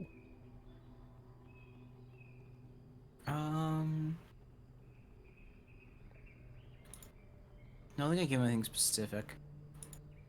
You think you gave him something specific? I don't think. No, I did not give him anything specific. So you see him just kind of jump down from his horse as he starts kind of walking towards you. Before he picks up said horse and throws it at you. Fucking pardon? He throws a horse at me? Yep. Can I blast it the fuck out of the air? It's actual ability fun fact. Oh. Uh-huh. Can I? I was gonna say, can I use shatter on it and just blow into fucking chunky bits? No. Considering he just threw that with a -4 penalty to hit, and he still hit. Okay. No. Okay. No. Okay. What's it doing? Because no. I'm not letting you just neg the attack. It's cool, though. It is, yeah. This is the only damage you will take in the entire fight. Okay, what is it? He does, but 1? 5 damage. 5? Okay. Yep. Well, that's fine. I can take 5. 47. So what happens is I get hit with this fucking horse on Hans's back. You can bring up your magic. The horse hits you. You bring up your magic. It cuts it in half, but the force hitting you kind of. You can feel your arm, the bones in your arms kind of ache a little bit at the force of it. As the pieces of horse just fall to the sides. A deep look of confusion washed over your face of, what the fuck? As you don't think you've seen someone just throw a horse at you. So, and he's like, behind him is a fucking army, right? Correct, yes. Okay. How far away are they? Probably about 100 feet. 100 feet? Okay, so they are within yelling distance. Yes. Okay, so what I'm gonna do, I'm assuming they just came out of like the wood line. Yes. Okay. I'm gonna go ahead and stop as I pull off to the side as I go. So you're the brute I've heard about. Come to die. So it seems. He looks at you, kind of slams his chest in a boasty manner. Today, your life will be ended at the hands of me, Julian. Really? With your Julian? With your head. He kind of seems like Chase looks at you. "Ugh, with your head, all shall know my name." You can try. You kind of lean your head over to the side a little bit as an arrow flies by your head, landing in the ground behind you. You blink a little bit as he looks at this guy, looks back at you. He seems to just yell into the forest. "We're trying to have a conversation here." You don't hear any yelling back. I'm gonna take a look at him and go, "Where's your mage?" A robed man rides up next to him. "So, he is the one we'll be fighting. Huh. I hear I thought it'd be something difficult." I'm gonna raise my staff at him and go, "Your pathetic magic will not be able to touch me, whelp. We will see if you even come close to my strength."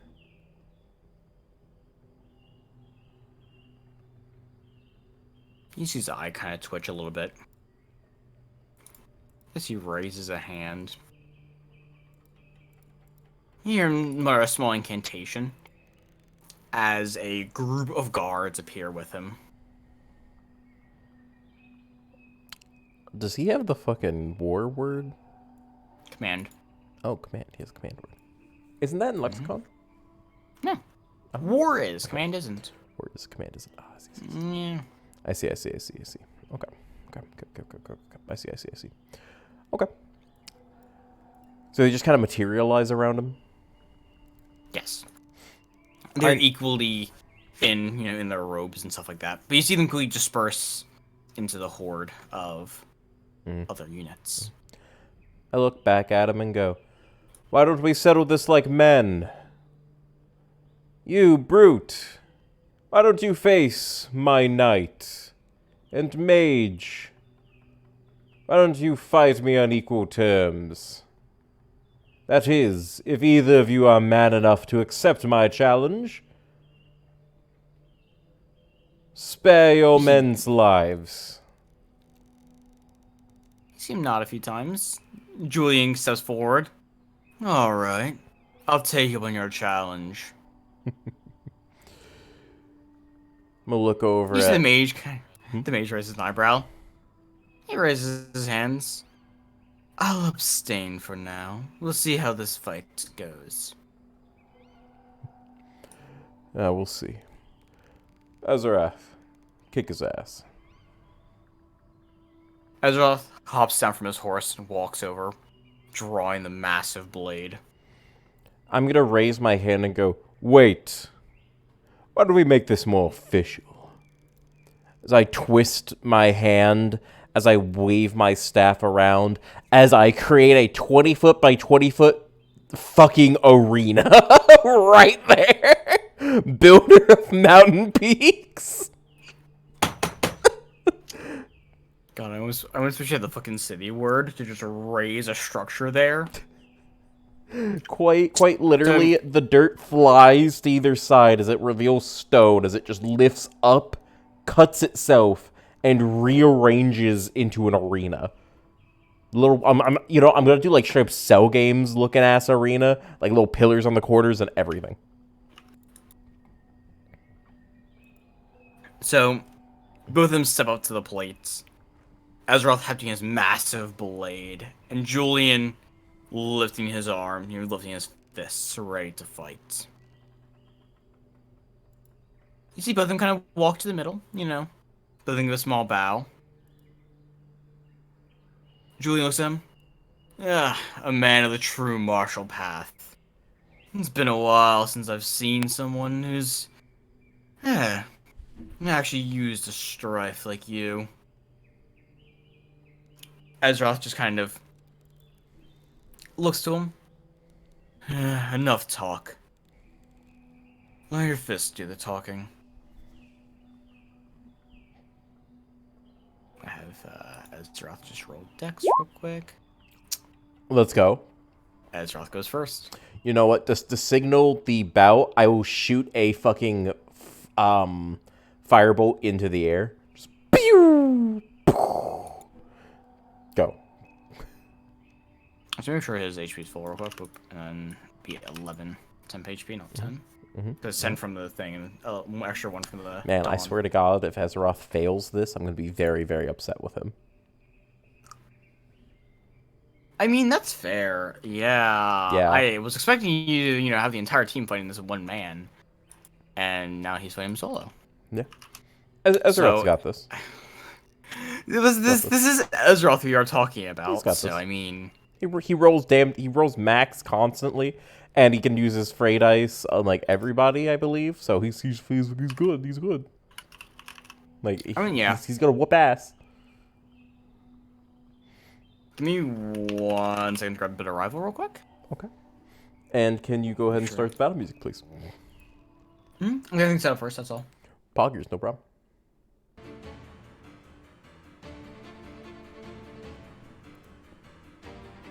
So. Jesus Christ. Ezra starts out the fight with 3 attacks. Let's go. Bitter Rival. To the fullest effect. Let's go. Reroll 1. Let's go. Attack number 2. Let's go. Attack Let's number go. 3. Let's go. 3 attacks hit. Let's go. And Frey dice. Don't forget about Frey dice. Those just auto hit in the thing. I know, I'm the just saying. max damage too. Yeah, no, saying. I gotta count up all of it. Click, click, click, click, click. Remember, it's all maxed out, so he's rolling big damage every single time. All of it's maxed out. Every last bit of it. Okay, it's on straight damage, so let me just make sure that, yeah. It's gonna hurt, though. It's gonna hurt. A lot. Like a motherfucker. Yeah.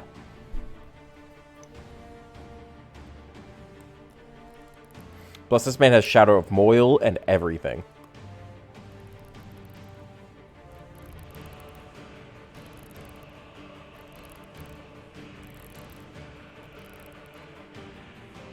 Man is built for this. Quite literally built for this. Yeah.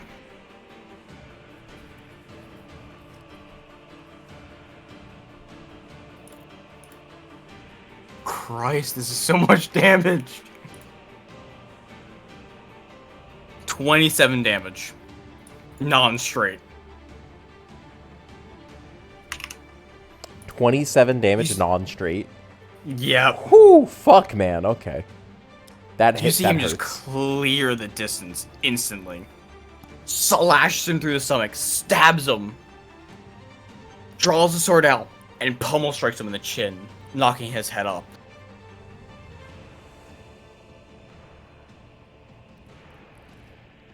You see him kind of like the head slowly come back down. See him crack his neck.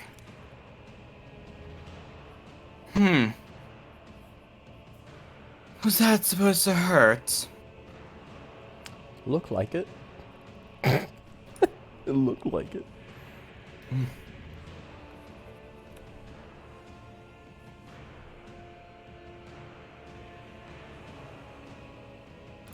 See him raise his hands. Wait, What's this man gonna do to him? Don't forget, Shadow of Moil hits like a truck. Uh-huh. 1, 2, This man have Bitter Rival too? 3, Of course he does. 4. No, he's not. Oh, I went to the next song. God. How many attacks does this man have? 5? 4. 2 attacks, 2 actions. Remember, I see. NPC Godbound Treacherous action chip. Fair. But he doesn't get Shatter in hand or anything like that, so it's not gonna be as bad. No, not nearly. Not nearly as bad. Yeah. He only And hits 3. It's only non. Is it? Yep. 1 miss. It's 3 attacks. So 3 hits. 3 hits. It's non-straight D12. Oh, baby boy. 1, 4, 8, 9 damage. 9. Means he hasn't actually hit any of his flesh yet. Yeah. GG. You see him smash his hands down. The shield struggles to survive. You can see the ground around him just crush in from the pressure of it. He raises his hand, throws a right hook. The shield starts to kind of crack. Left hook cracks even more. And as he goes for one more straight to the center of the shield, which could break it, you see Azeroth just deftly dodge to the side as he brings up his hand sheathed in black light and black flame. By the way, that is 2 instances of Shadow of Moyle. It's 48. Let's go. Not straight. 3. 3 at 6. That's 6d8. Let's go. And that's Frey Dice, I'm pretty sure. Yeah, free shit. It's free dice as well. That gets autofilled, so I can do that in a second. Yep. So that is 2, 3, 4, 5, 6, 7. plus Frey Dice, which I believe is like 3 each, right? Yeah. Yep. That's 9 more. 9 plus. That's fucking 16 damage, dude. 16 damage. That's not bad. That's almost as much as he did last time. Just some retaliation. Yes. Just in pure retaliation. You see him just lift his hand, strike his chest with black flame. As he quickly swings his blade, firing shards of ice into his chest. He kind of stumbles back a little bit.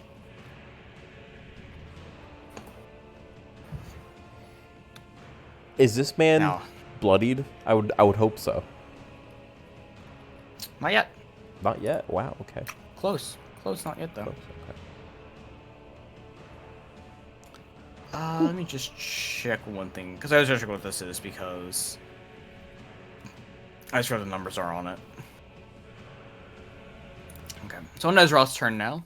Okay. 7. Which is? This is for what? 8. He regains 10 HP, remember? Oh, nice. Fuck yeah, let's go. Because it's 9. It's like almost all of his hit points that he lost last time. Yeah, he had 2 temp HP. There. Which I think he had 1 too many anyway. Anyway, he has 9 now, though. So, you see him kind of stand up. Mm-hmm. He stares him down. He has a grin. Is that all you got? Let me show you real power. 1.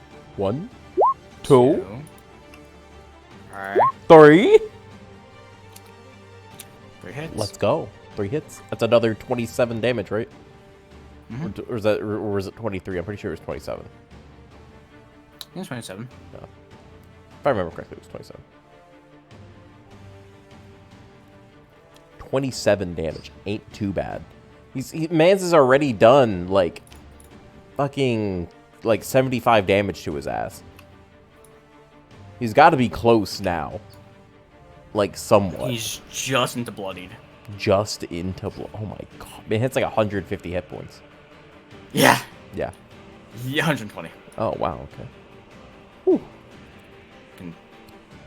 Yeah, he's thick. Ezrath's got this. He's got this. You can take like 1 hit a turn, basically. Yeah. So you see him just heft his blade once more, doing basically a good X slash and cross slash him through the chest. His blood spewing out as he just strikes a stab right into the center. The sheer force of blasting the barbarian several steps back, he kind of holds his stomach.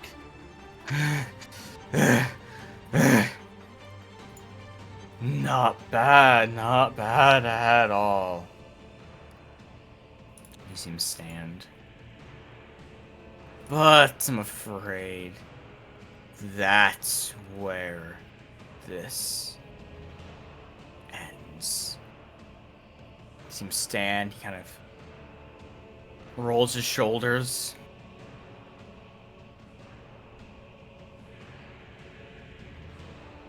And he is his turn, of course.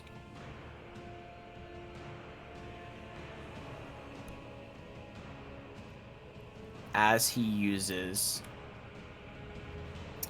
4 effort. 4 effort. Yep. For what? You'll see in a second. Oh my god. 1, 2, 3, Miss? 4. That's 4 hits.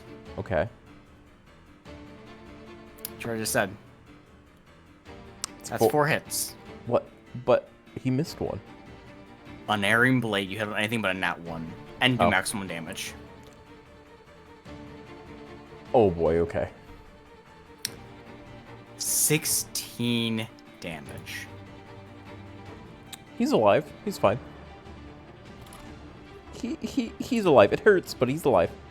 But that's gonna be a lot of damage against him. That's gonna be a lot of damage. 4. Against him. It's I'll do the numbers in a second, yeah. So Ezra does 14. Yep. Ooh. Ooh. 2, 4, 6, 8, 9, 10, 11, 12, 13 damage. 13. Plus 12. 13 plus 12, that's 25. You see him get slammed back. Just both hands just slam into him as he shoulder checks him back and punches him into the ground. You see Ezra roll back, stand up, his eyes filled with fury as the black flames rage forth, brings both of his hands forward, the black flames coating Julian. And as the flames burn and blind him, he grabs his blade in both hands, stands tall and firm, and swings the blade, a wave of energy flying out, slamming him in the chest, and multiple steps back.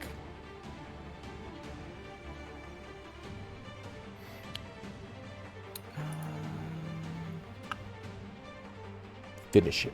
Finish him. Finish him. I don't think he can finish him, but he might be able to.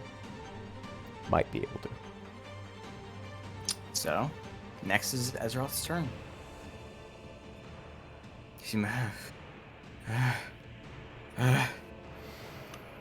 Die, you bastard! Don't forget to heal. Don't forget your heal. It's a bonus action. I'm just saying, don't forget to He's heal. gonna do it in a second. Yeah. 8, 3 hits, let's go. He's Let's basically go. guaranteed to hit 3. He's basically Heck yeah. guaranteed to hit 3. 27 damage. Let's fucking go. 5 temp HP. That's fine. That's just temp HP. Yeah. You see him kind of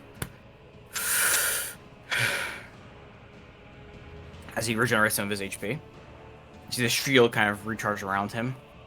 Takes a few sighs of relief as he digs the sword into the ground, bringing up, freezing the dirt, and sending shards of frozen earth into his chest and head, blinding him for just a moment. He sprints forward, crashing the blade down into him, lodging the blade into his shoulder, stretching it out, and doing a horizontal strike, Nice. cutting one of his arms off. Nice.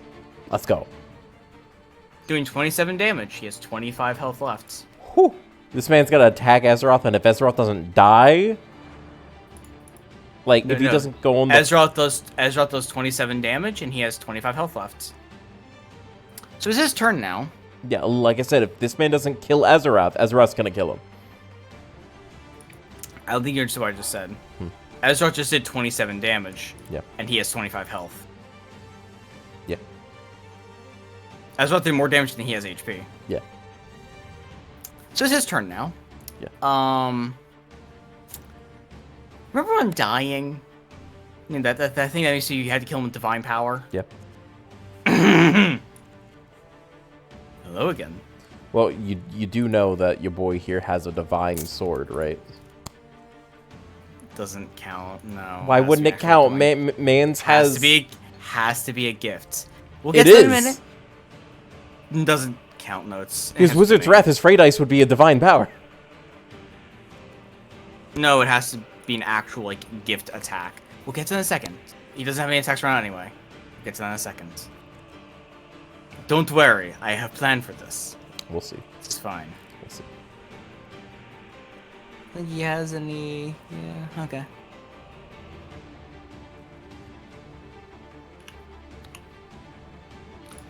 So, you see Julian, he stands up. Before he starts laughing. Puny mortal. You can't defeat me. Before grabbing some earth up from the ground. Actually, no, I don't do that. I don't feel like having him do that level of shit. Mm-hmm. We'll see. I just don't feel like I'm doing Descent the Mountain.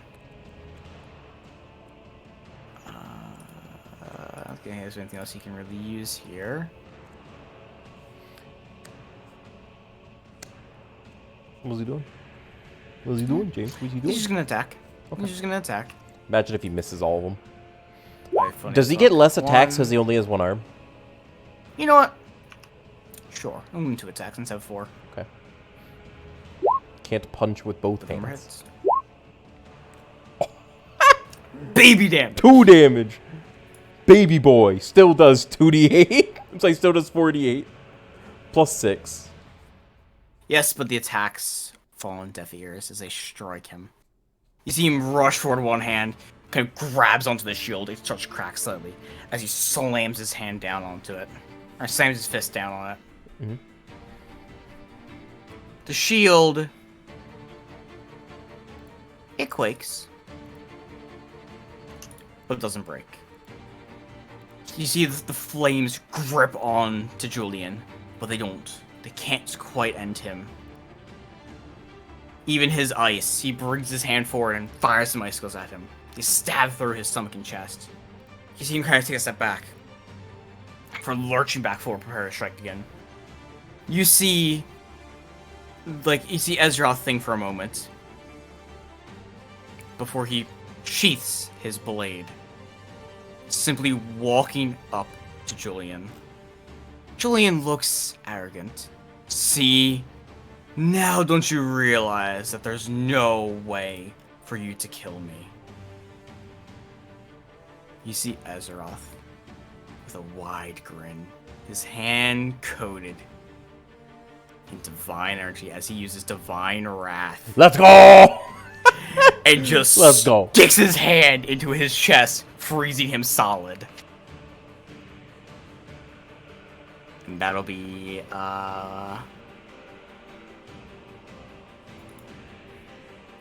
That micro combat. does 32 damage. Holy fucking That's a shit. smite. That is a straight. smite. That is a smite. And you see him just grab his blade off of his shoulder and just straight down smashes the icicle. With only now a small mote of his divine power left. Azeroth looks over to you and goes, "Hey boss, you care if I take this one?" I'm going to raise my hand over to him as I use Merciful Gaze. Expend an effort, please, and regain 2d6. Plus my level. Alright. In hit points. Real quick. Boop. Which 2d6 is you said? 2d6 plus 6. Oh, he's full. He's Yeah. fine. So, I basically just raise my hand as I go, stand firm. As light begins just radiating off of him, healing all of his wounds back up to peak. Some kind of, he rolls his shoulders. Ah, thank you. For walking back over. You want to change the battle music back? Yep. Real quick? Thank you. I'm just getting his stuff in order with his, So he walks on back to me. I look over at the mage. What does the mage look like? You can see just a look of fear in his eyes. You can see it under his hood and his robes. I'm going to dismount the haunts as I take a look up, as I raise my staff and go, As you can see, Azarath here, my knight, in comparison to myself, is pathetic. Mage, come, bow before me, beg for your life, and lick my boots. As And you do I this, won't. What? As you're giving this speech, you can feel the winds pick up around you, as if the heavens are standing by your words. Thank you. I continue and say, and I might spare your miserable, puny existence. As I step onto the battlefield, wave my wand, as I wave my staff as I use gust, and whoosh, the corpse pieces off the fucking field. Unless that is, if you think you can dare oppose me, as I slam my staff on the floor. Lightning starts striking around the field as you do this. You know why the winds picked up, right? Why? Who do you think? Who? Cole in the back being your fucking PR man. What is he using? Windsinger. Ah, nice. Okay. Yeah, it's the storm power he has. Cool, cool. Yeah, he just picked up the wind. Fun fact, you can't do normal archery in this weather now. Oh, shit. Fuck yeah. Let's go. Yeah, that's the main thing about Windsinger. It's knocks down fragile structures. Nice. And it blocks all Monday archery. Nice. I mean, it doesn't Like- stop the archer dude, but still. Yeah. He does not at all. He's gonna be fine. But still. But he's not really firing right now. He's just vibing somewhere. So, what does the Probably mage drinking do? martinis. Let's see if he has anything he can do in this situation. Other than beg, grovel, and fear for his life. Question is, what will he do? Like, what is his what was he thinking right now? Because if he felt outclassed by by big fuck you man, and I basically just declared I can fuck up that thing that just fucked up your guy, what is he gonna do? See him steal himself for a moment before raising a hand at Azeroth. You see him.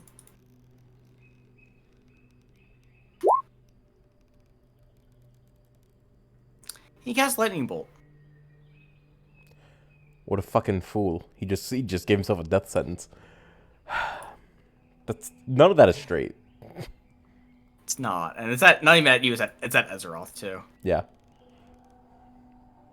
So, you know what? Should I even roll the evasion save? Go for it. He succeeds. Oh my god. That is 1, 2, 3, 4, 5, 6, 7, 8.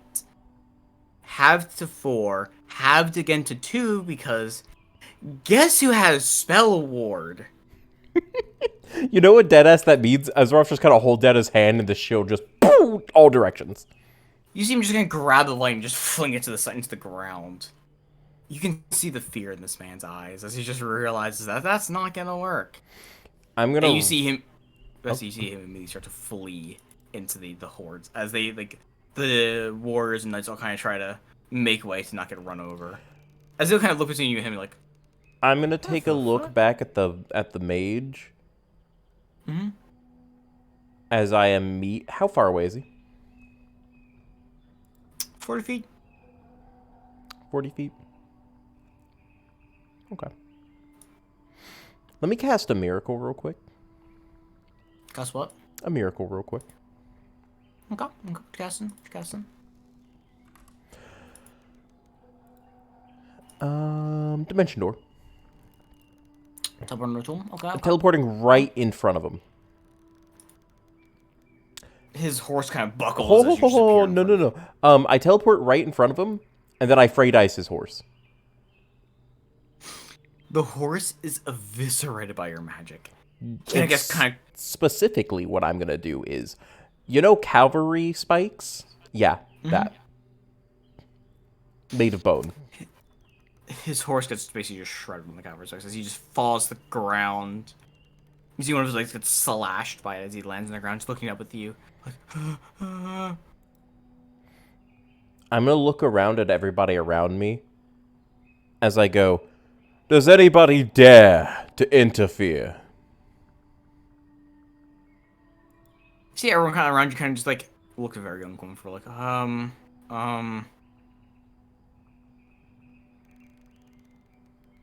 as you can hear the faint sound of a twing, as just like I would say about 5 or 6 arrows just lodged into this man's back. Into the mage's back? Yep. Does that kill him instantly? No, but he's hurting. Okay. It's basically Fridays damage and a little bit extra. What I'm going to do is I'm going to raise my staff up as I immediately just kind of motion for as I just yell, get back before I do this. Do the people around us move? Yeah, they're just making this. They're making distance. So, Okay. I'm going to use Builder of Mountain Peaks and make basically a fucking dome around us. All right. Made out of stone, solid stone. And then I'm just going to raise my staff up to the ceiling, cast light. 20 foot by 20 foot dome. Another arrow flies through the ceiling and hits him. It could go through the building. Your projectiles can penetrate any thickness of non-magical materials in order to pierce. Bruh. He's just digging this man for his cowardice. This one hits his leg. You hear him scream out. He's not nearly dead or anything. He's just hurting a lot.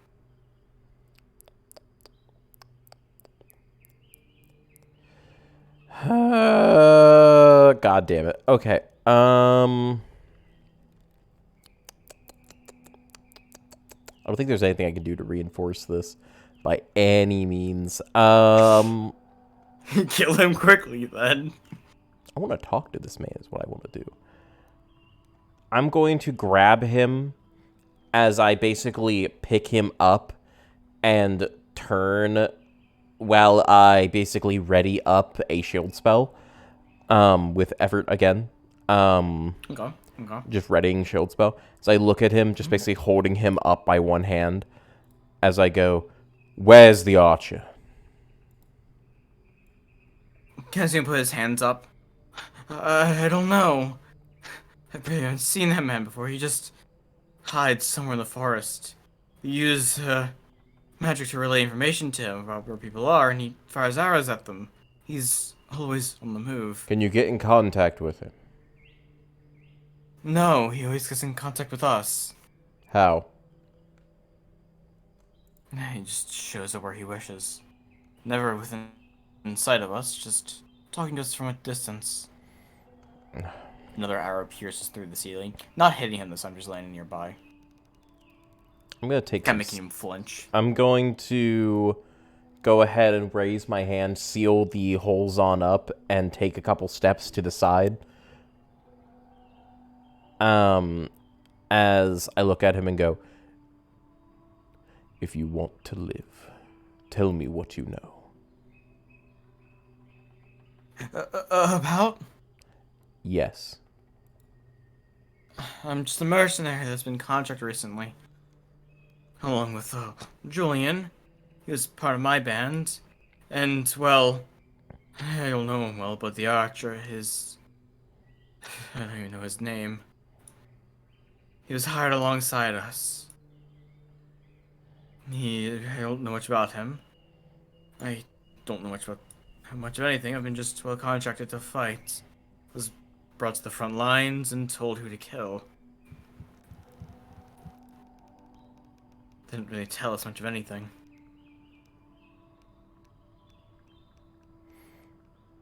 Okay. And where are you from originally? Are you from these lands? He shakes his head no. Where are you from? No. I was raised in some mountains. My power was found early, and so I was training in magic.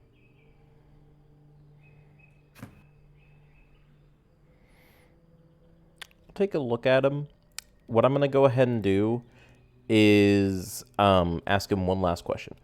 Why did you shoot magic at my knight instead of doing the wise decision and begging for your life, you whelp? He gives a meek smile. Well, I thought I'd at least test the waters for surrendering. Or dying. At least this I can say I tried. Mm. How bloodied does this man look? Does he look like he's been hurt a lot, or Decent bit. decent bit? Probably about like half HP. Okay, cool. What I'm gonna do is I'm going to immediately raise my hand, close into a fist, and pull my hand down as the rock crumbles around us. Okay. As I toss him to the floor and go, as I raise my hand, the spells unwrapping around my runic ring. As I look over at everybody around us, so I go, let it be known, this is what happens when you defy the theocracy. I cast death. I cast Far Distant Lands.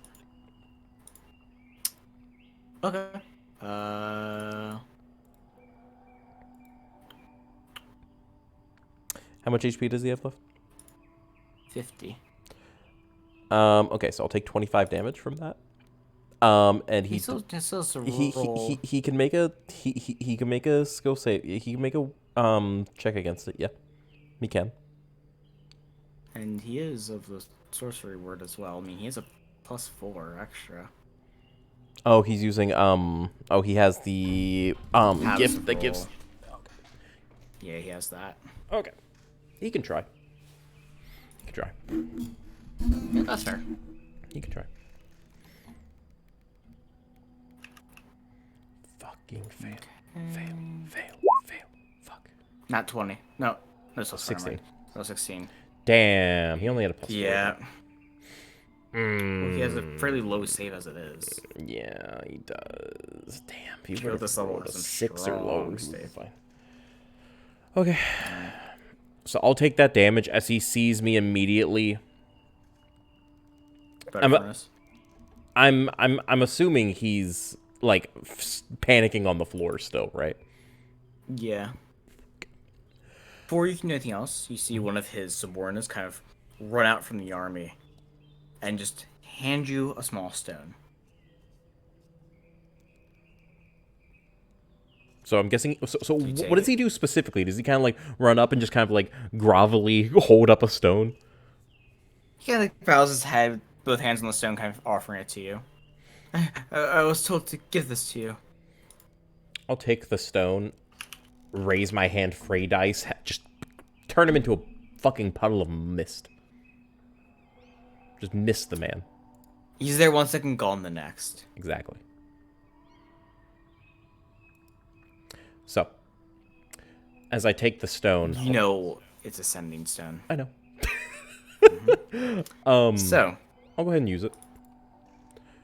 Who is this? Yeah, I don't think you know who I am yet, but would you mind if I executed this coward? I promise that I won't interfere with your work from now on. You do know that I must make an example. So that people can watch him get executed from someone they can't even see. If they were to dare work against you, then arrows shall be lodged into their back. No room for escape. I'm telling you, it's much more terrifying than that.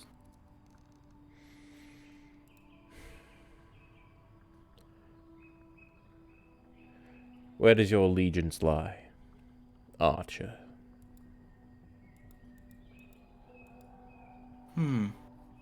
Well, If I respect you, then it's unlikely that I'll work against you. And if you pay me, I might just work for you.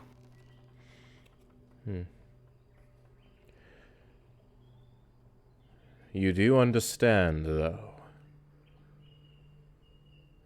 that this nation will be crushed into dust by the end of the week. Nothing they do will Yeah. stop this. Yeah, that's why I'm cutting and running. I'm gonna go back to their capital, get a little more payment out of them, as a hazard pay. Then I'm gonna leave. If you ever need my services, let me know.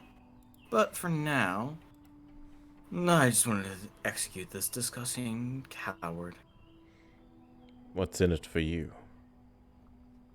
Nothing. I just want to kill him. Because I don't like seeing him on this earth anymore. He's going to say,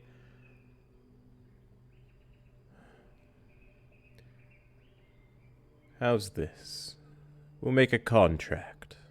Well, he's saying all of this out loud, at least on his end. He can't really. No one can hear what comes through the sending stone, but the mage can hear it. Come find me once I'm done with this army. Face to face. I'll contract you. We'll work something out. But I don't work with those who I can't trust.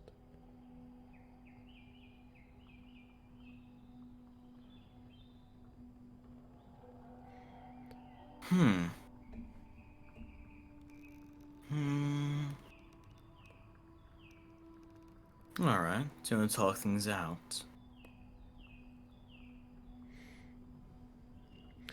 Get sight on me before you decide to trust me. I make it a rule to not make deals with those I can't sit down and have dinner with.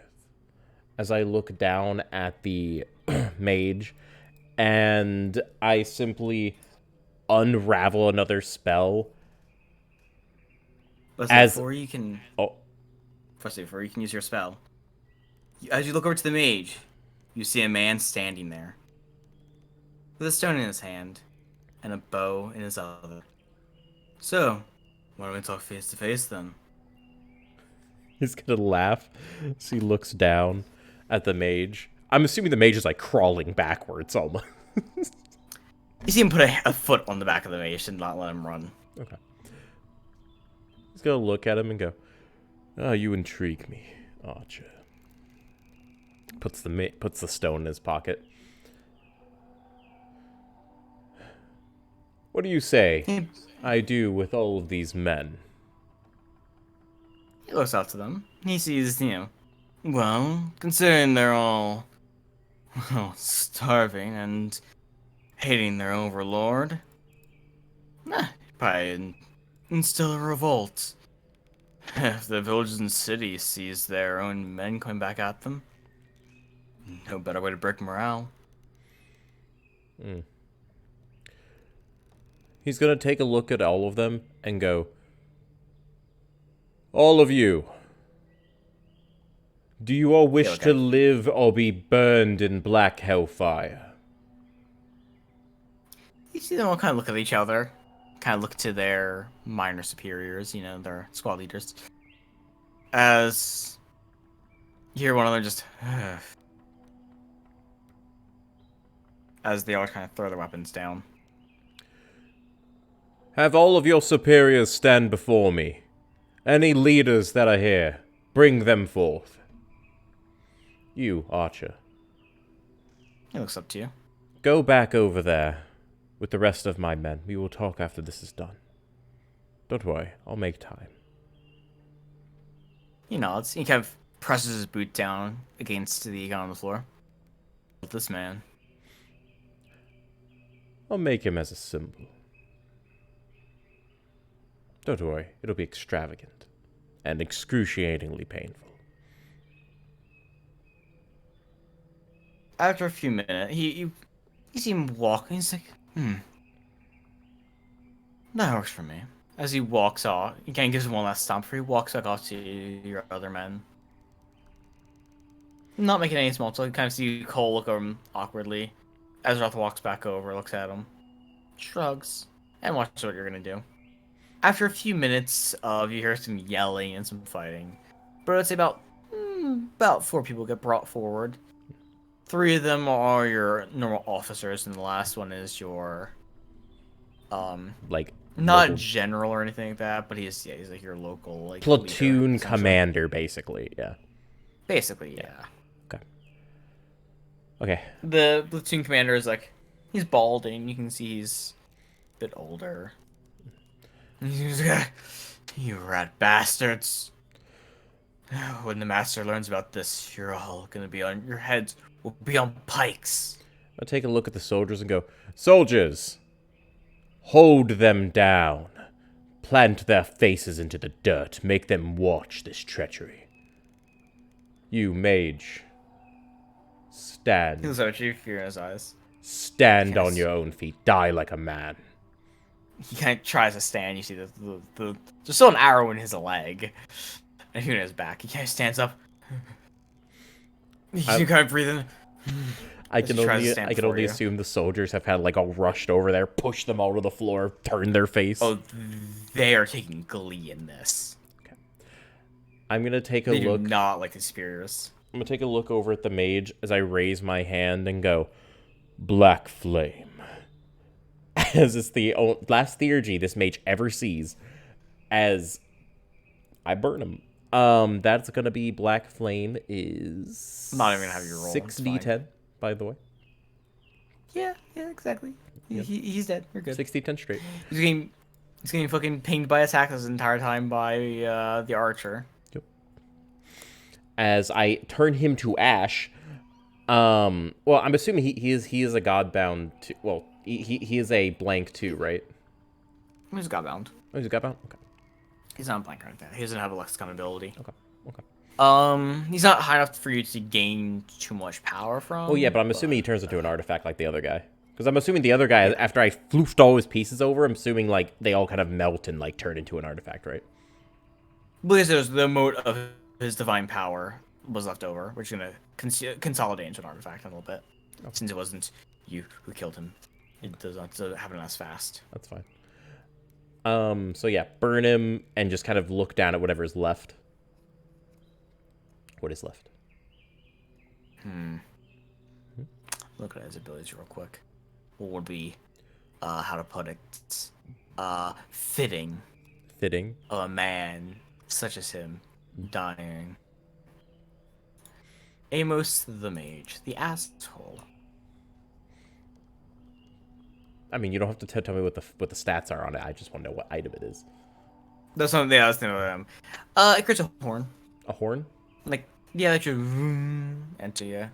Okay. I'll walk over, pick it up out of the smoldering black ash. So I kind of look at it and go, elegant. Put it back in my bag as I look down at the others. Lift their heads. On your knees. You see the officers, they're pretty easy to manhandle into that position. The platoon commander tries to fight a bit, and you see one of the guards just kick his legs into, like, basically force him to the kneeling position as they rush his head up. I look on over at them and go, who here is willing to commit the greatest act of heresy to your God? Forsake them. Pledge allegiance to Glar with your lives, and they will be spared. You see the platoon commander immediately. It's just like, me, I'll give anything, just don't kill me. The platoon commander? The one that was like, you're all heretics? Yeah. Oh my god. Kind of looks on down and go, then do it. Forsake your God. You see him cry out. The one who I fought before was a false god. He is nothing in comparison to you. He's gonna laugh. To me, you say. He looks confused. I am no god. I We'll seem more confused. serve Galar, a being 10, maybe 30, no, hundreds of times stronger than myself. You are nothing. I lean down to him and go, you. So easy to bide for your own life. Oh, whelp. As I quite literally reach my hand on up, zoop up fucking Azarath's sword and impale him through the chest. Ezreal looks a little bit miffed. Like, what the, Like, what the bro? fuck? Like, oh, man. Damn, my sword. My sword. My sword. As it is, you see Ezreal just kind of, as he walks over to the moat of light, kind of like sits by the moat from the other guy, just staring at it like, I once. Rip the sword out of him as I sink it down to the floor. You could have that back now. Toss him to the floor. The other 3 of you. What are you, squad leaders? Simple soldiers. They look up and one of the soldiers speaks up. No, they're officers. They're a little higher than that. Mm-hmm. They're here to keep us in line. I do need men who can lead these men. One of the other soldiers steps forward, kind of gives a salute. I believe us, the squad commanders, will to place that role. Good. You have 20 minutes. Decide amongst yourselves. Go out into the battlefield. Decide amongst yourselves. Line everybody up. And then field execute these 3. Then every last one of you, every soldier, will pledge their loyalty to your new god, Galar. Go. Dismissed. Take these men. They're immediately bound with some rope as quickly they are all discussing amongst themselves what to do. Amongst them, you see kind of a few different factions form. Surprisingly enough, none of them are even loyal to the original god they were supposed to be serving. As you see a good section are kind of just like, you know, whatever. I hated that god anyway, so hopefully here will be treated better. Mm-hmm. Some of them are a bit more hopeful.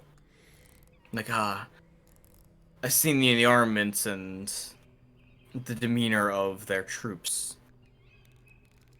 To have men fighting with you for you with such fervor, you have to be doing something right. And actually, you see a few that have a pendants and holy symbols of a different god. Oh. A different one. Mm-hmm. Which one? And it's about 5 of them come up to you and go, kind of do a small bow and go, Sir, we cannot pledge allegiance to your god, to Galar. We were simple refugees in the area who were forced into this battle, into this conflict. We already follow another god and we hold our beliefs quite strongly. Where are you from, refugees?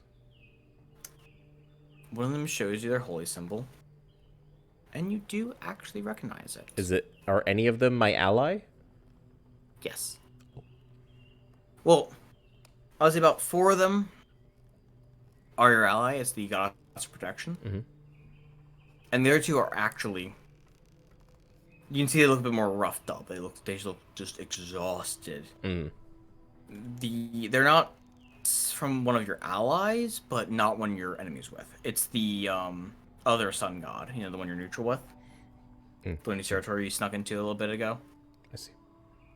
You know, one of the ones you're gonna make peace with after the conflict, or diplomatic relations with in some way. although I don't think in this session we actually didn't talk about them too much, but No, we didn't. they are one. From what you know is they are basically mostly swordsmen and ones who appreciate martial prowess over magic. And some of them do practice some magic, but generally they're a society of martial talents. You know, see. swordsmen, bowmen. I'm going to take a look at the 4 who are from my ally and go, the 4 of you worship a god that we are in allegiance with. The 4 of you I'm going to be sending along with the rest of the troops back to the front lines. Well, at least back where they used to be. You'll be sent home. Men from your country are there as well. You 4 are dismissed.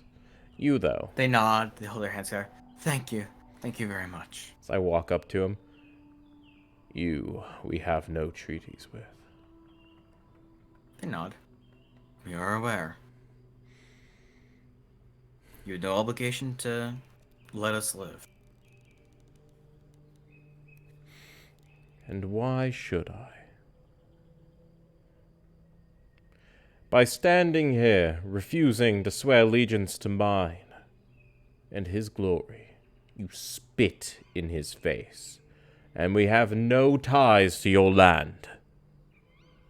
Give me one reason why I should hold you as anything more valuable than a blood smear on the floor. One of them raises an eyebrow. We refuse to swear allegiance to him, as we already have a god we serve and follow. That does not mean we do not respect him. We have heard stories of your land.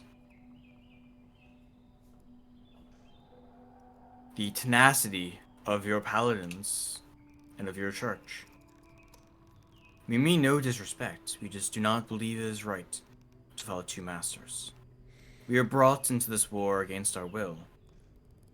Now we simply wish to hopefully finish this fight. And do either one of you have any standing where you reside?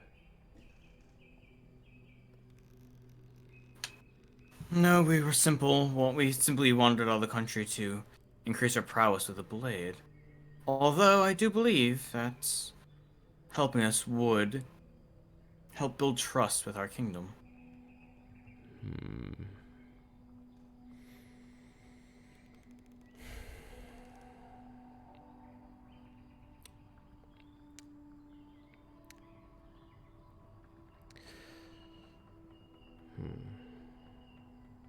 Sitting there trying to think. He kind of crosses his arms as he ponders what to do with them. He sees the value in that, but he doesn't see how, like, just 2 random civilians' lives are really going to do anything. And the other thing of, you met with some of the people, like, some of their citizens, and you freed them from capture kind of thing, you know? It's not significant, but it's like okay, you know? I'm going to lean... You didn't just slaughter them on the spot. Oh, no, I get you. I'm going to lean forward as I look at them and go,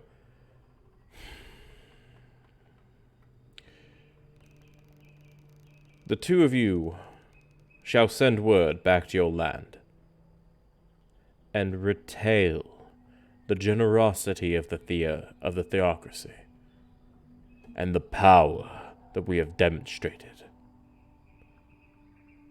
And you shall hold the names of us, sorcerers and wizards, in as high regards as you would any martial master. Do I make myself clear? Spread the name and the word of what you've seen today. They both nod with resolve. All right. Go grab those others. Go grab those others. I'll send you all back the expressway. You see one of them making he goes to turn away. One of them looks at you and goes, "Well, you're to find yourself in our lands. Accept a warm welcome, then." He nods to you. Go grab them. They both run off. They grab the last of the officers. Well, not the officers, but like the other refugees is what I'm talking about. Overall, in the army, there aren't that many that are part of different churches. I would say in total of the ones that are from like the sword one, probably about 10 people. The protection goddess is about probably 15, and they're already on their way back to the other town. Well, Back to the I was other. gonna send them all back. Did you say there was like 5 people here who worshipped other people? Those ones come up to you. Okay. They're the ones we were gonna step up originally. Yeah. Okay. You are quite murderous. I suppose. I'll just have them. I'll have these boys gather all the ones who are from these 2 groups, and I'll just have them come on up. Okay, they come up to you. What I'm gonna do is I'm gonna look at the swords ones. Well, I mean, these guys are all still soldiers, right? Yeah. Okay. You know, I'll just take the sword ones. I'll just take the sword ones over here. Just take the sword ones. Because the other ones can just go back and support. So I'll just take all the sword boys to come over here. What I'll do is, after I get a good confirmation from all of them that they're going to do what I asked them to do, and that is all understood by everybody, what I'm going to do is I'm going to open up a portal and just send them through, tell the priests basically what's going on, and send them back home. Done with it. Okay. They head on through, prepared to make their journey back to their homeland. It's gonna honestly, you'd probably take over the capital by the time they get back to their homeland. Probably. Normal means. Yeah. It's a decent long journey to that the other way. Yeah. Unless you it feel is. like brave the journey fucking through enemy territory right now, which I No. don't think they're really up for. No. Um. I'm sending them the safer Okay. route, you know. Yeah, it's just a longer, but yeah, they're gonna get there nice and safe. They're gonna spread the word of you. And I'm going to get all the officers lined up with their platoons and everything. And once I've made sure that they've all, like, every last person here who isn't, like, from the Allied area has sworn allegiance to our god, I'm going to have them all step in front of me. Okay. They So do. I look on over at the officers and go, all of you, look here. As I reach my hand down, perform a theurgic incantation, grasp my hand into the dirt as I rip on up a mound of clay and sand and dirt as it all just kind of comes up. I make a golem. Over the next minute or over the next couple of rounds, quickly, as I just rip out a golem on up, a soft golem, as I look at it and go, Golem, you will serve as proof. Protect these men and guide them back, as I point straight back across the battlefield and where the front line is. Go over there. And you will return them to Robin. It nods as it kind of corrals the troops and gestures for them to follow. And I know the golem can speak, so, I mean, you can just kind of fuck off. Yeah. Yeah. It doesn't shoot you right now, it just gestures. It's fine. I'm just going to, like, set him off. So I look over at the commanders and go, you all will proceed to go back to the front lines and join up with one of our arch paladins, Robin, and his soldiers against the nation here. You will join the front lines. But this time, if you all prove yourselves, maybe then you'll be able to return to easier pastures, further back into the nation, and be given refuge. Earn your keep. As I then just look at them, point off in the distance, and go, march. They all kind of, they're not like the most like strict formation, but they're moving pretty quick. Fair enough. The clay golem will serve as proof enough to get Robin not to kill them on sight. So there it goes. So I turn around, look at the other boys as I'm gonna walk over to the moat where Azeroth is. Take a look at it. Is it formed by now? You see, kind of, it's beginning to form. Getting to form. If you don't act quickly, yeah, because like there's no Godbound nearby to kind of force it to turn to an object. You see him looks up at you, looks back at the moon, and goes, "Do you mind if I take this one?" Yeah, you've earned it. As long as its power can't be used to fuel myself, we'll see. As I reach my hand into the moat and just kind of woo, echo, causing it to take shape. Oh, he was going to kind of just shove into one of his items to make him more powerful. No, I was going to have it create a shape of an artifact for him. Oh, okay. I was going to buff up one of his current artifacts instead, but okay. Nah, it's fine. Plus, if I do want his powers, I do want to be able to actually be able to drain it out. But, you know, besides the point. It's since we were to a lower level Godbound, so you don't get much except an artifact from it. He didn't actually, like, neither of them actually had that many words. They had about 2 words each, but for a few abilities. That's still a lot of words, dude. That's still a lot of words. It's level 1 Godbound gets 2 words. But, and they're also words you've seen before with both. Or, you know, the mage isn't, but the other one is. Ones you've seen before. I will say you will like the horn quite a bit. Don't worry, it's got some nice command shit on it for you. Oh, nice. We'll see. But they form into a basically. Let's say probably a pair of boots. Pair of boots. Okay. I'm gonna toss it over to Ezra. There's your bounty. He looks them over. Before quickly slipping them on. Ah, they fit quite well. What do they do? Give him undeath? The undead power? Wow, God, imagine that. Oh no, I'm fucking undying. Please. Be fun. Oh my god. I might. Imagine. That'd be really good. So we're considering giving him basically like dummy AC. Yeah. Anywho. So what I'm gonna do is, upon looking at him, nodding,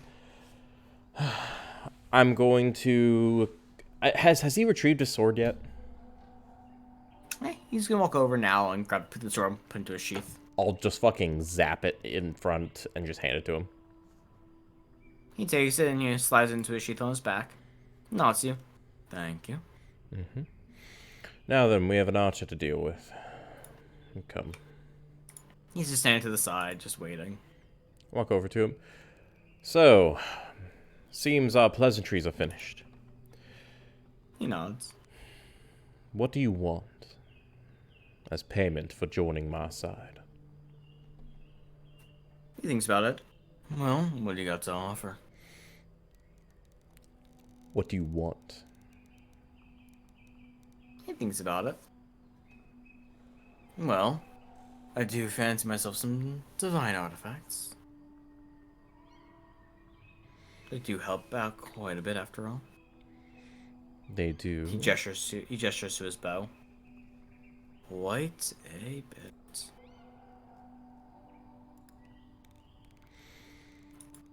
Mm-hmm. And...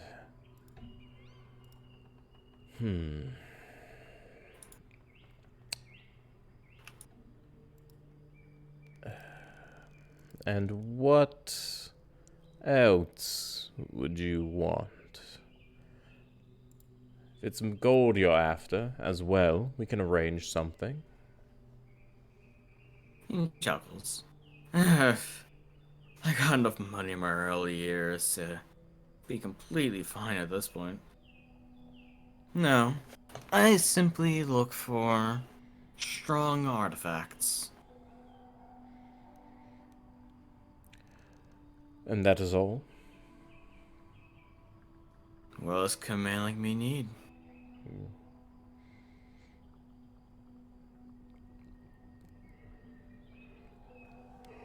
You seem to be quite quick.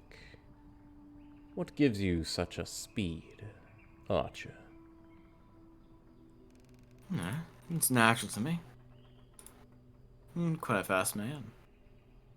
As you blink, he's just on the other side of you. I was out of Archie quite a bit. I see. And I'm sure you know, and the only reason why you're even discussing any of this with us is because you know you can't defeat us. Looks to your companions. I'm confident I can take down almost any army. You and your posse would, well, at best be a very hard-fought victory. At worst would be the death of me. It's simply not worth what they paid me. That, he kind of comes, he looks at you. Looks your chest, looks back up at you, your face. Or your mask. Nah, he's doing something that could be respectable. You're not the type I like to make enemies with.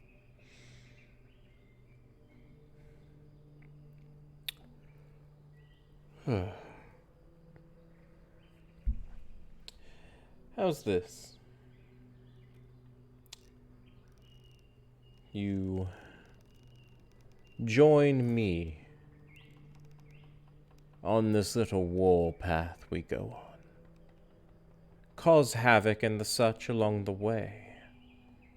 By havoc, I mean shoot anything that gets in our way, that we aren't expressly trying to talk to. And once we capture the capital, I can promise you, you'll get an artifact worth your weight. Do we sound like we have a deal? He thinks about it. He nods, sticks a hand out. No, this is a good business. Good. I do have one condition. Raises an eyebrow. Sign this deal in theurgy, so I can be sure you won't double-cross me, like you double-crossed them. Alright then. Just don't be a coward. And you won't have any issue.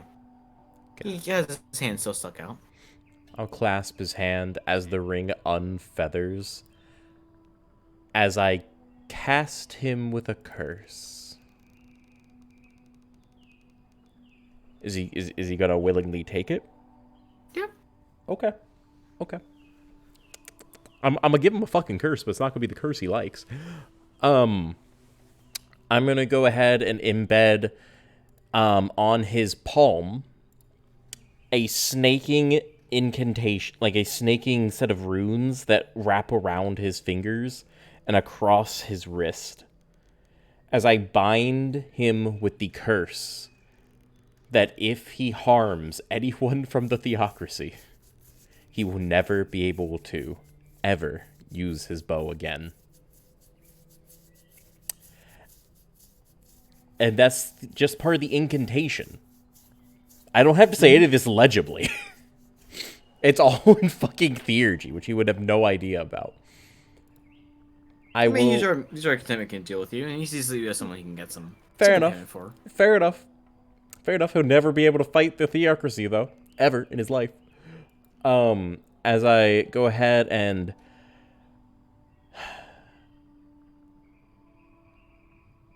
finish the spells, I shake his hand up and down and go, "The theocracy has gained an ally. You will be rewarded. I will give you a word of warning, though. Never turn against us if you know what's good for you. But we shouldn't have that as an issue, shall we?" You should think about it for a second.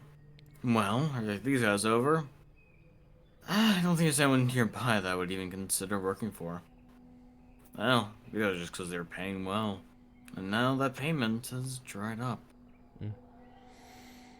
So it seems.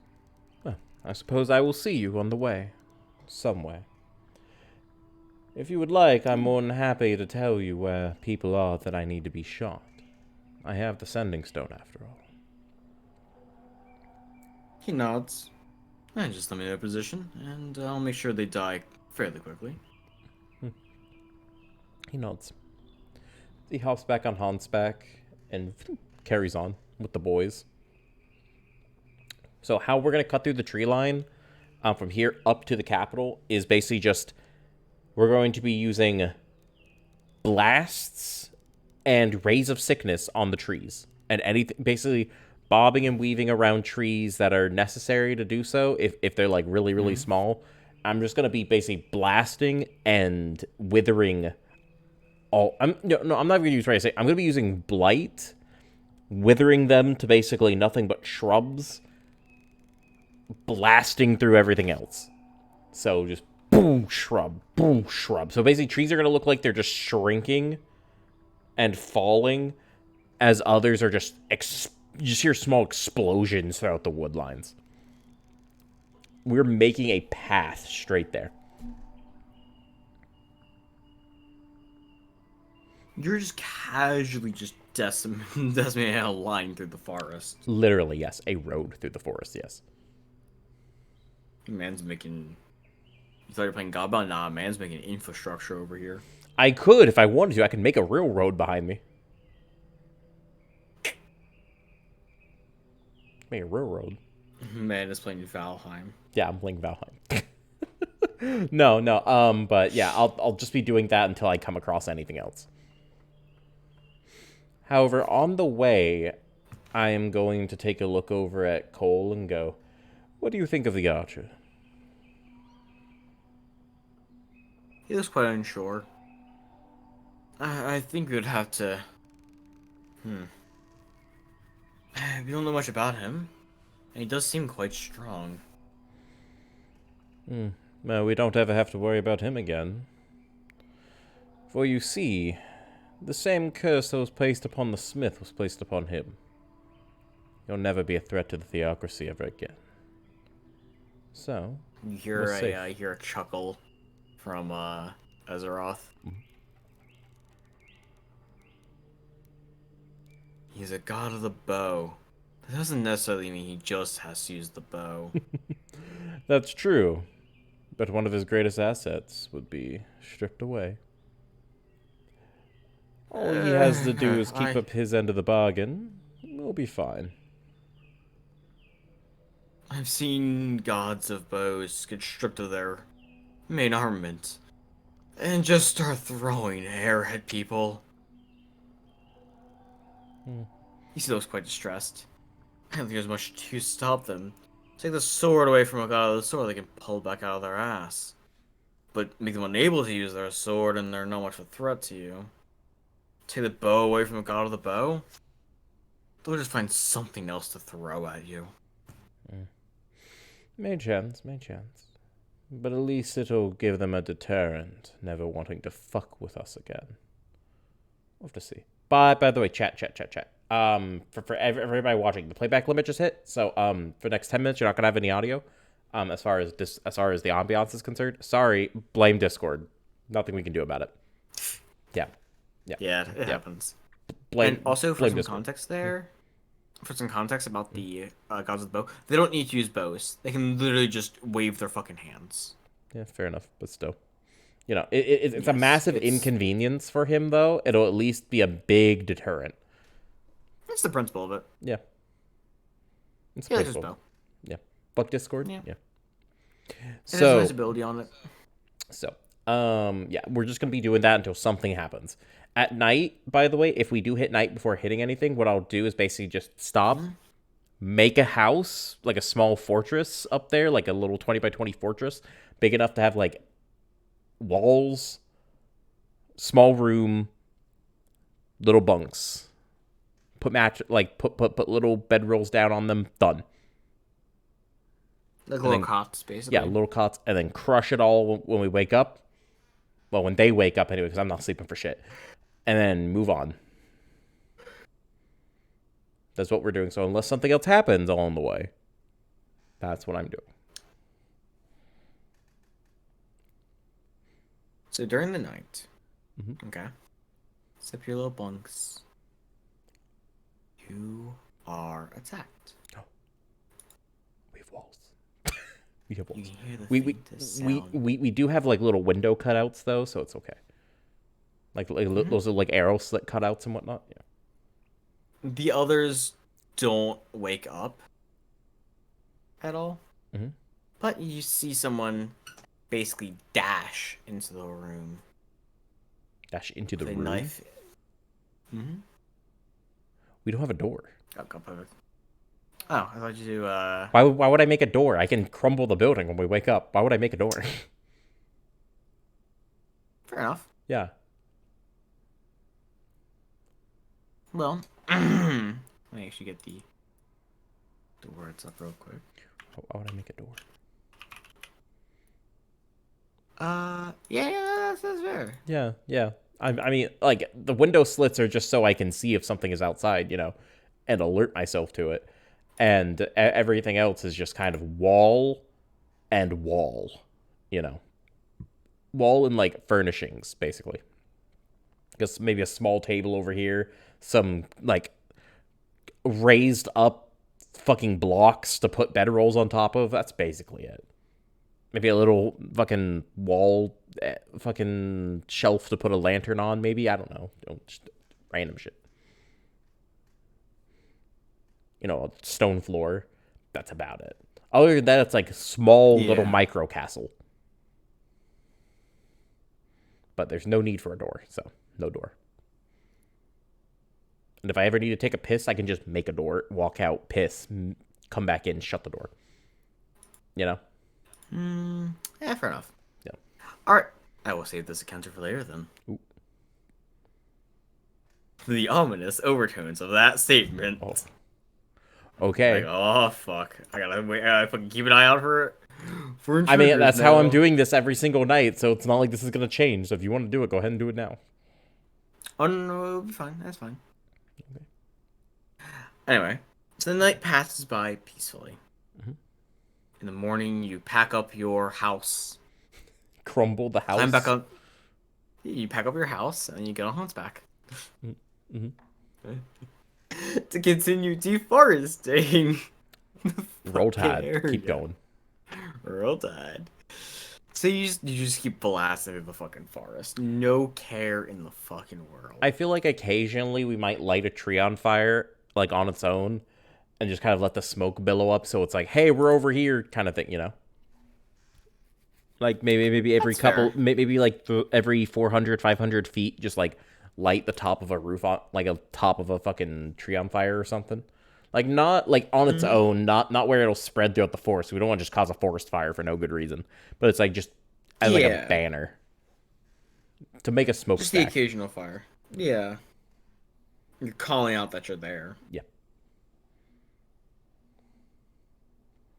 So while you do this, a contingent of guards come out of the forest. Weapons already drawn, prepared for battle. What do you do? So I'm gonna stop as I look on over at them and go, "You all come to throw away your lives." They look at you, they raise their weapons. And one of them yells out, "Doesn't matter if we die here. We will stop you in your tracks, demon." I pull out the sending stone as I just basically describe their general location relative to me. You don't hear a response. All you hear is just the rain of arrows. As he does, well, straight damage, of course. Nice. And that would be, because he is also alacrity, so he attacks twice in a row. That's 10. B plus his dex. It is a weapon attack. What is this man rolling? Weapon attack. Oh yeah, but like, how much damage does this man roll? Because from what it sounds like a lot.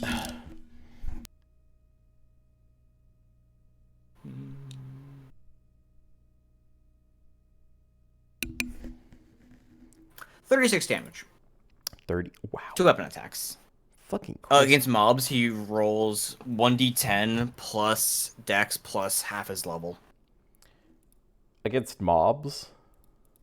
Yep. Sheesh.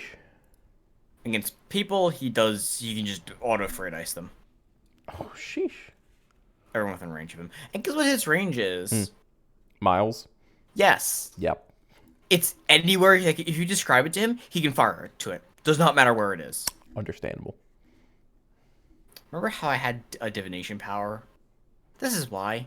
Because you give something like that divination power, they can know where you are and just shoot you from anywhere in the world. No, yeah, that's fair, that's fair. So. Also, he can make your AC 9. And shoot you through anything. Oh my god. So. Do you see why Archer is fucking terrifying? So what is he doing over here? Like you see a single arrow fly and hit one of them in the head, which is then met with just dozens of arrows made of just pure energy. As soon as they strike their targets, caving in skulls, piercing through skulls, piercing bodies, they dissipate. But the damage has already been done. You just see, like, well over half the guard regiment immediately drops in that one strike. I'm gonna raise my staff as I go. Does anyone have a new opinion? Or are we going to be throwing away our lives again? Excuse me. Jeez. You see they all look just in fear as they all just sprint out randomly into the forest. Mm-hmm. Mm-hmm. I'm gonna pull up the sending stone and just start calling out positions. One by one, they each get dinked. One of them, you swear, you see him just appear for a second, grab him, and just throw him into a tree before disappearing again. Nice. Okay. Deep breath in, and when deep all breath is said out. and done, when it's all said and done, they're all, all the runners have been killed. You see him kind of appear into a tree, the bow in his left hand, he tips his hat to you before disappearing back into the forest again. Nice. Okay. Continuing the path, let's go. Brr. Like any archer so far? He's good. He's helpful. Fun fact, he has 2 words. But a metric shitload of abilities. So, you keep on your way, you're just blasting through. Eventually, you get out of the forest finally, and you see the first kind of village past this. oh, we have music again. Oh, I saw 2 more minutes before I get music back, so Damn. I'm not really Shame. chasing the music or anything. Shame. It is. It's okay. Weird that yours went out. It's because when before. I It's really weird. it's just based on when you join the activity. Yeah, I started the activity though, so I thought mine would go out first since I've been doing it for longer. Anyway, though. So, you're a good distance away from the front lines now, Mm-hmm. And you're at the local supply village. There's these nice tall stone walls that are at the edge of the village. The guards are kind of just at the walls. They seem decently equipped, and there's a few of them. There's not super well defended. Probably has like 25, 50 people into it. It's not more of a supply camp than a town. But it's fairly well defended. How do you want to go about this? Look over at Cole and go, burn them to the ground for me. Cole simply raises a hand, snaps a finger, as just hellfire rains from the sky. I'm gonna walk up You hear to the gate. You hear the screams of the guards as they get burned to a crisp. Walk up to the gate. Raise my staff. Send it open.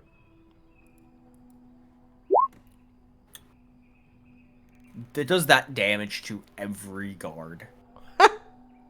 Okay. The Firestorm is terrifying. Firestorm is terrifying. Does that level most of the complex? Like, if not the entire complex? Some buildings, the roofs are gone. The buildings themselves, they're lit on fire, but they're not broken yet. Okay. And you feel the winds start to kind of pick up, and the buildings already weakened by the fire get just toppled. You see, there's like one like stone warehouse that's left. It's kind of shaking a little bit, but it's still surviving. That's fine. I'm gonna pick up the sending stone and go, don't let anybody escape into the woods. No survivors. You're the host now, by the way. Oh, I'm the host now? Sorry. Open playlist. There you go. Thank you.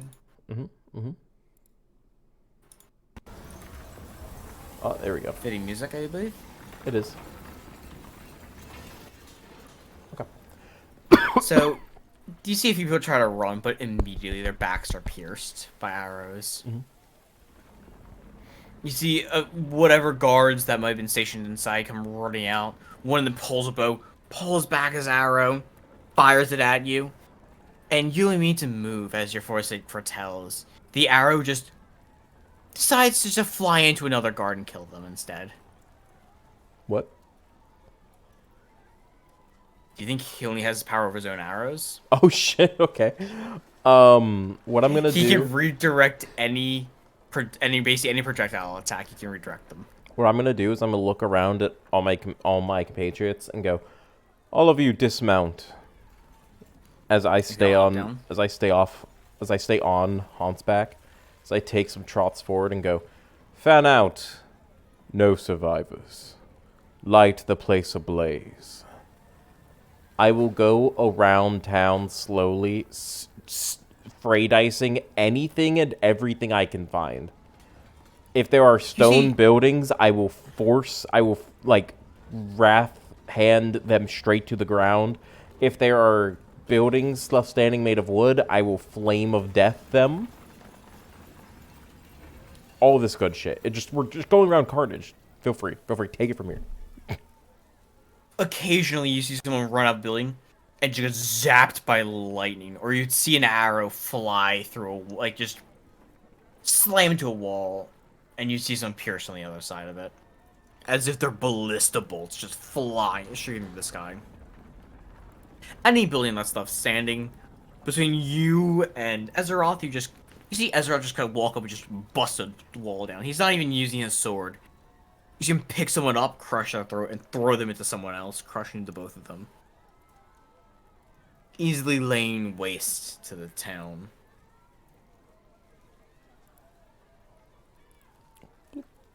Before you see him get into a wide stance as he slams into the ground. The town beginning to flood as the ground starts to shatter. It becoming a watery tomb.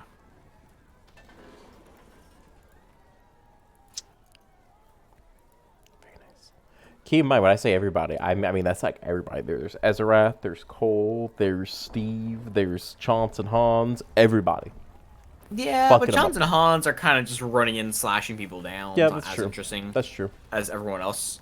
Like Cole is striking people with lightning, creating high winds to block archers, and just overall stop communications. Archer Boy is just pinging people fucking constantly, like a sniper. Out in the middle of fuck knows where. Steve just... You see Steve occasionally just kind of lift his hand, crush, bones streaking up from the ground, impaling them through. Good. Steve leans over to you. Young master, shall I get the pikes? Feel free to. Make a spectacle. These are some of the guards, and she's collecting some spears and pikes. Very nice.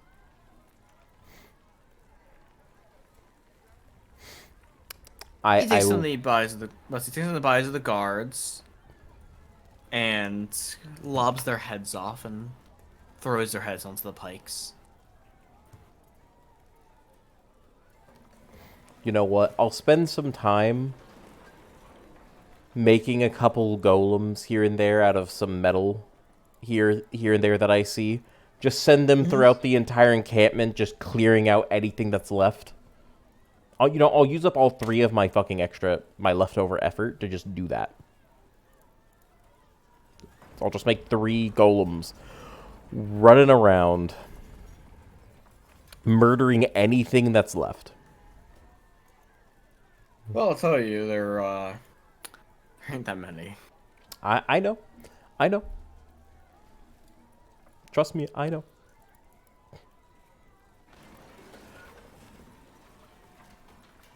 And then once I'm done, once we've completely slaughtered everything living inside this encampment,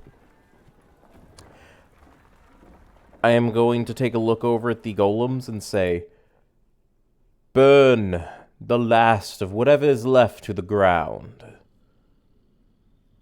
And then guard this location against anything that is not from the theocracy. As I then look over at everybody else and go, off to the next. Begin continuing the line of trees right out, straight towards the capital. And you're just blowing on through. Yep. This didn't grow fairly well, so no one's gonna try to sneak in or anything like that. I think if someone looks at that, they're not gonna go near that place right now. They're like, yeah, that's just condemned. They can probably see just like a line of smoke going throughout the forest, and then just big fuck off, just smokestack from city being on fire over the distance, and then another line of smoke going off into the distance, clearly showing where we're heading. They have to notice by now. On. Oh, they have, yes. So you're traveling on through. Mm-hmm. The home brewery. Why the fuck did you push my cup to this part of the... So next one. It's not just a small, like, one-off village like you were just at. This one's a town. Mm-hmm. You see the tall, enchanted stone walls. They're quite high. You see its military waiting outside to fight you. Siege weapons lie on the walls. Ballistas ready to fire.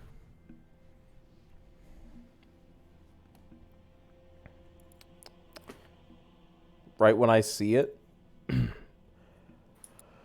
gonna look over at your boy and go, you know what to do, Cole. Burn them asunder.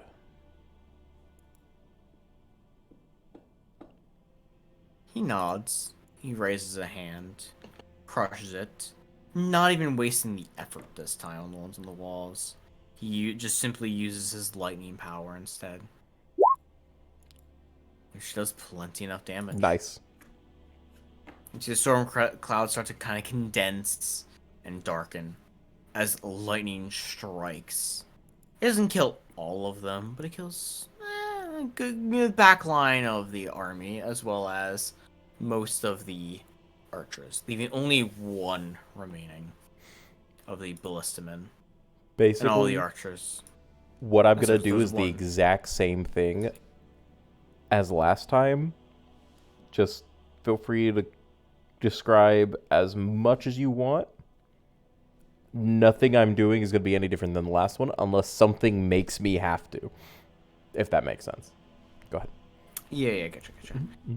I'm trying to what I want to have everyone do real quick. You're okay.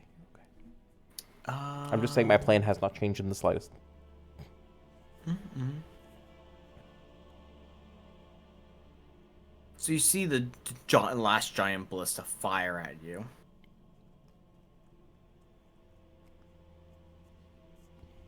Yes.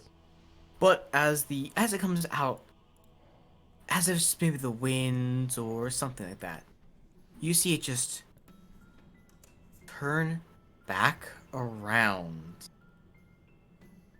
and kill the one who fired it. Oh, that ballistas count? Wow, okay. Any ranged weapon attack in your presence. Bet.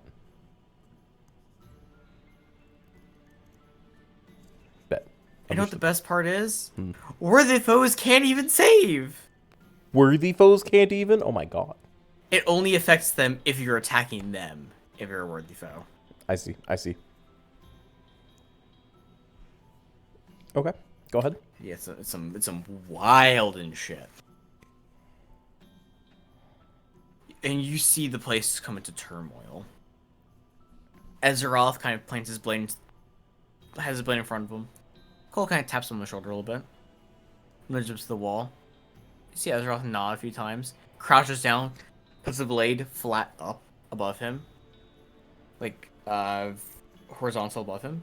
As Cole climbs onto the blade, and Ezreal just flings him onto the wall. Okay. Like, over the standing armor onto the wall. As you just raise his hand, or reach his hands out to the side. I reach his hands out to the side, as if he's offering a hug. As he palms up, crushes both hands. As fire starts raining from above. He casts Firestorm on the city, on the town. Repeatedly. Yes. The army looks back in horror before looking at you and charging. What would you like to cast? Black Flame, bitch! Burr! Black Flame, They are 1 HP, so... Burn them all sunder. I'll just raise my hand, let the ring interweave, and then do the last bit of the incantation as I just Amaterasu their ass. Actually, they have 2 HP. Roll damage. Oh, okay. Hold on. I got you, BB. Hold on. 2, 4, 5. I'm sorry, 2, 4, 14, 20, 29. Plus... Oh, wow. Plus, 1, 2, 3, 4 fray dice, so 33. I'm going to throw in, Bruno's attack here as well. Okay. Because he can make an additional base attack anytime he fucking wants. He can basically just decide to spend an effort and take a turn whatever the fuck he wants. Alacrity's a bitch. Alacrity is a bitch. It's a smite. Actually, he can't do it twice in a row, but he can just decide to take an action. And it's his own action too, of course. It's 20 something. It's 15 damage, I think, something in that area. Oh yeah, they're dead. Yeah. You see the flames surge forth, burning away the army. You see the last hold, maybe 6 or 7 troops, kind of have their shields up, like ready to dodge away from the flames. Bone spikes. You hear them. You see one of them get stabbed through the chest with bone spikes.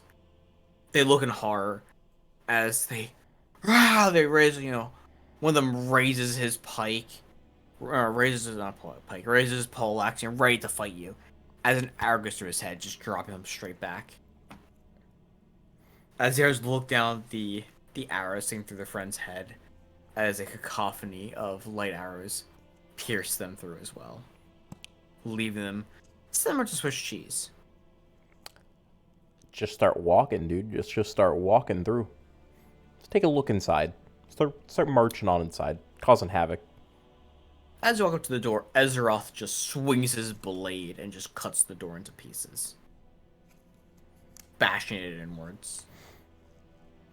My preferred means of killing people right now is going to be fray dice, so I'm going to be straight up just ripping, like, exploding spines, ripping snaking spines out of the ground and stabbing them through, summoning walls of death, of bone, that just shoot out fucking shards at people, pulling people underground to suffocate them, all that good shit. Mm-hmm. And then once eventually, unless something worthy comes to fight me, I'm going to summon more fucking boys to Golems. Yeah, golems to raise the rest. Whatever isn't raised, to raise it. If there's if there's stone buildings, crushing them to the floor by their bases, just leveling the entire city. Like, short of the walls, leveling the entire city. It's a task. It takes you a while. You get back to the end of the day. Only building left standing is a large clock tower in the middle of the town. And the only reason it's left standing is before you can break it down, The archer kind of taps you on the shoulder, kind of shakes his head no for a second before just sprinting up the wall and just sitting on top of the clock tower, just doming people from the top. I see. Archer's vantage point. Okay. It's a good vantage point. Yeah. Fair enough. Fair enough. I'll wait till he's done. You see him look around, close his eyes, and pull his bow back, aim it right at the sky. Fires an arrow into the clouds. And you just see arrows fall from the sky, piercing through any that stand.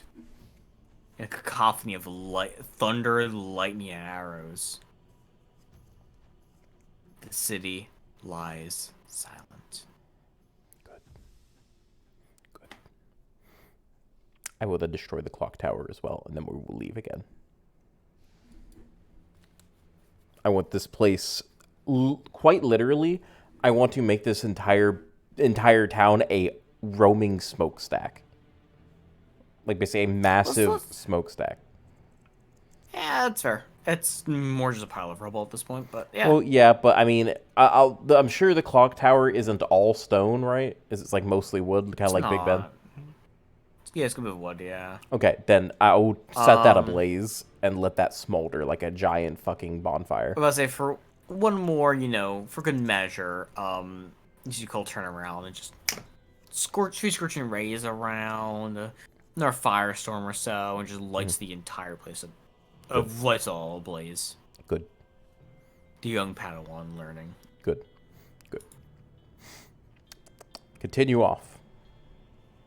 Let's keep going. The last village. There are no walls in this one. It's just a simple, small, farming rural town. You wander on in. Locals they've seen the flames. You see them all out. They have pitchforks and axes and whatever else they can find. They're not really, strong.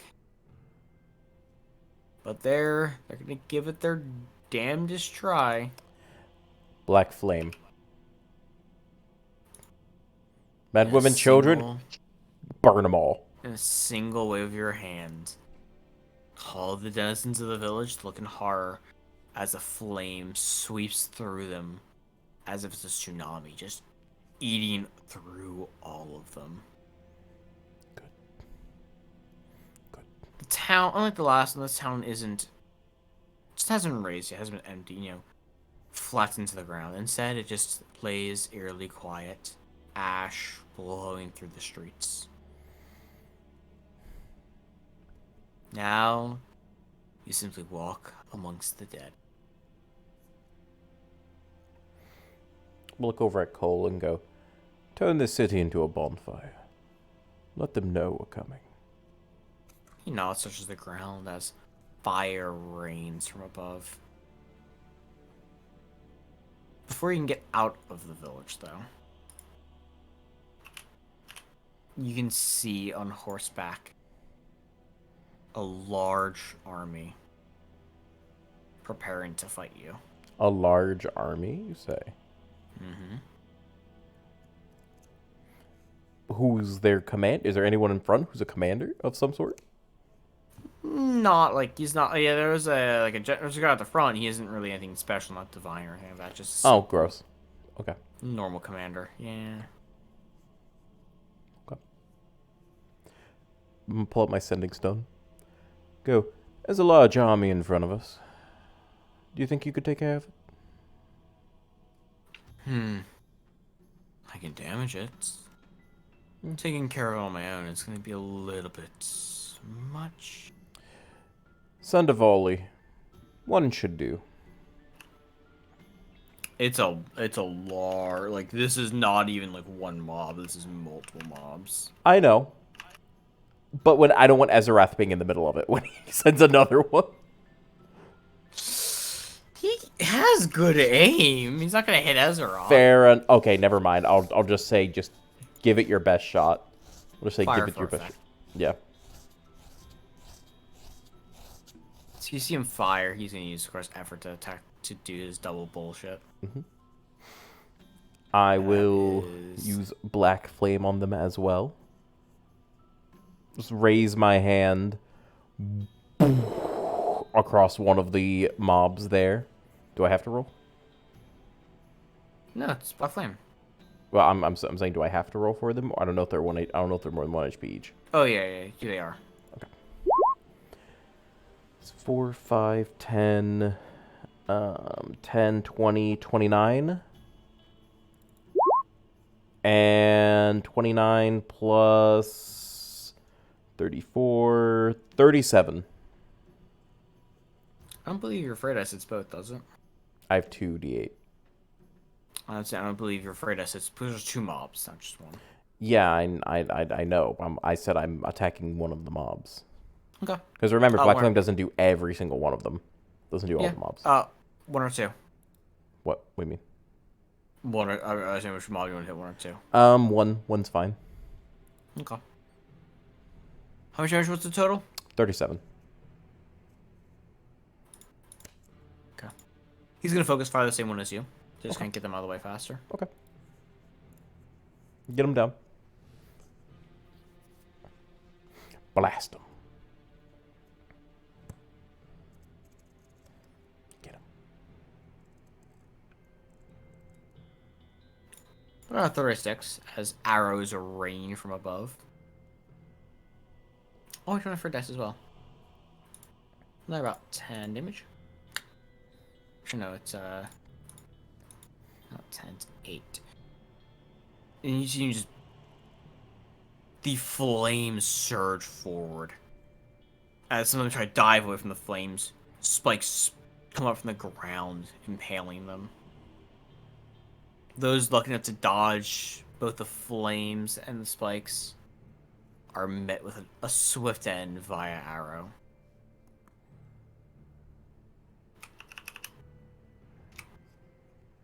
You've cleared out over half of them in a single fell swoop. So I killed one Or of the half mobs? half that mob. Oh, half that. Oh, wow, half that mob. Jesus. Okay. I think a good bit of HP, yeah. That's a good bit of HP. I guess that it's up for everybody else to take a fucking swing at him. Ezra just sprints forward into the battlefield.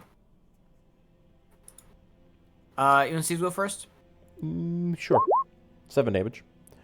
Shans and Hans, I suppose, can take a whiff at it, I suppose.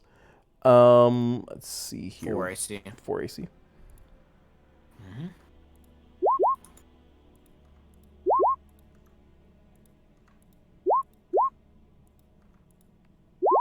Okay, so that is hit, hit, miss, hit.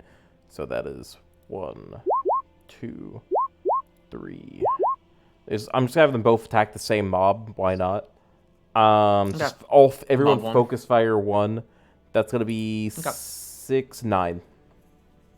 9 from them, and Steve did 7. So So you see Steve raises his hand to black lightning, shocks through the mob, zapping their front line, their shield bearers. As Chance and Hans sprint in, their blades drawn, cutting down any who would oppose them, proving their martial prowess.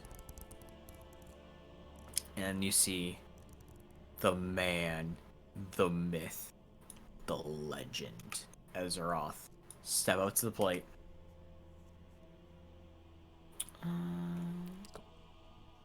let's go. Ezroth, let's go. He's gonna draw his weapon. He draws his blade.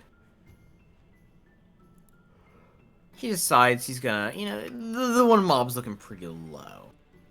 So you see him simply raise a foot to them as he stomps the ground. The ground ruptures as water bursts forth. Where's the consuming drowning tide? How much damage it was again?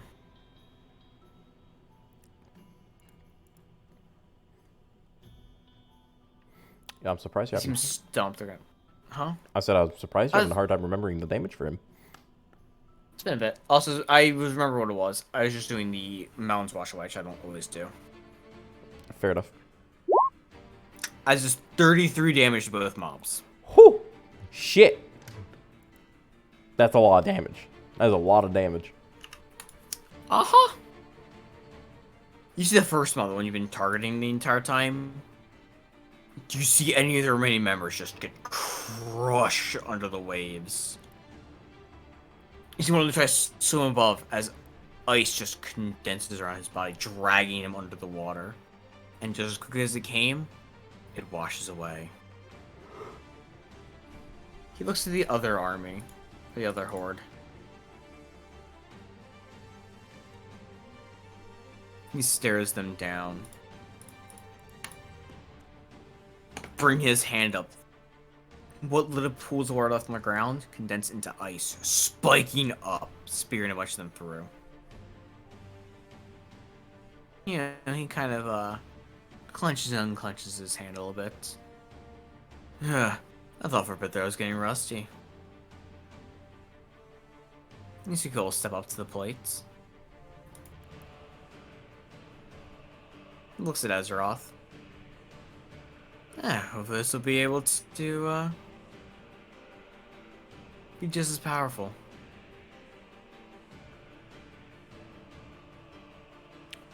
He raises a hand. He's not even gonna, like, faff about with the whole... Oh, what's it called thing? What? The whole spellcasting thing. Not as powerful. 2016, sad. Firestorm. Nice. Firestorm, let's go. He pelts them with flame. Jeez. No, he gets 2 attacks, I think. Which one does he have? Oh no, he has Alacrity, which is 2 actions. He's gonna do 2 Firestorms. Let's go.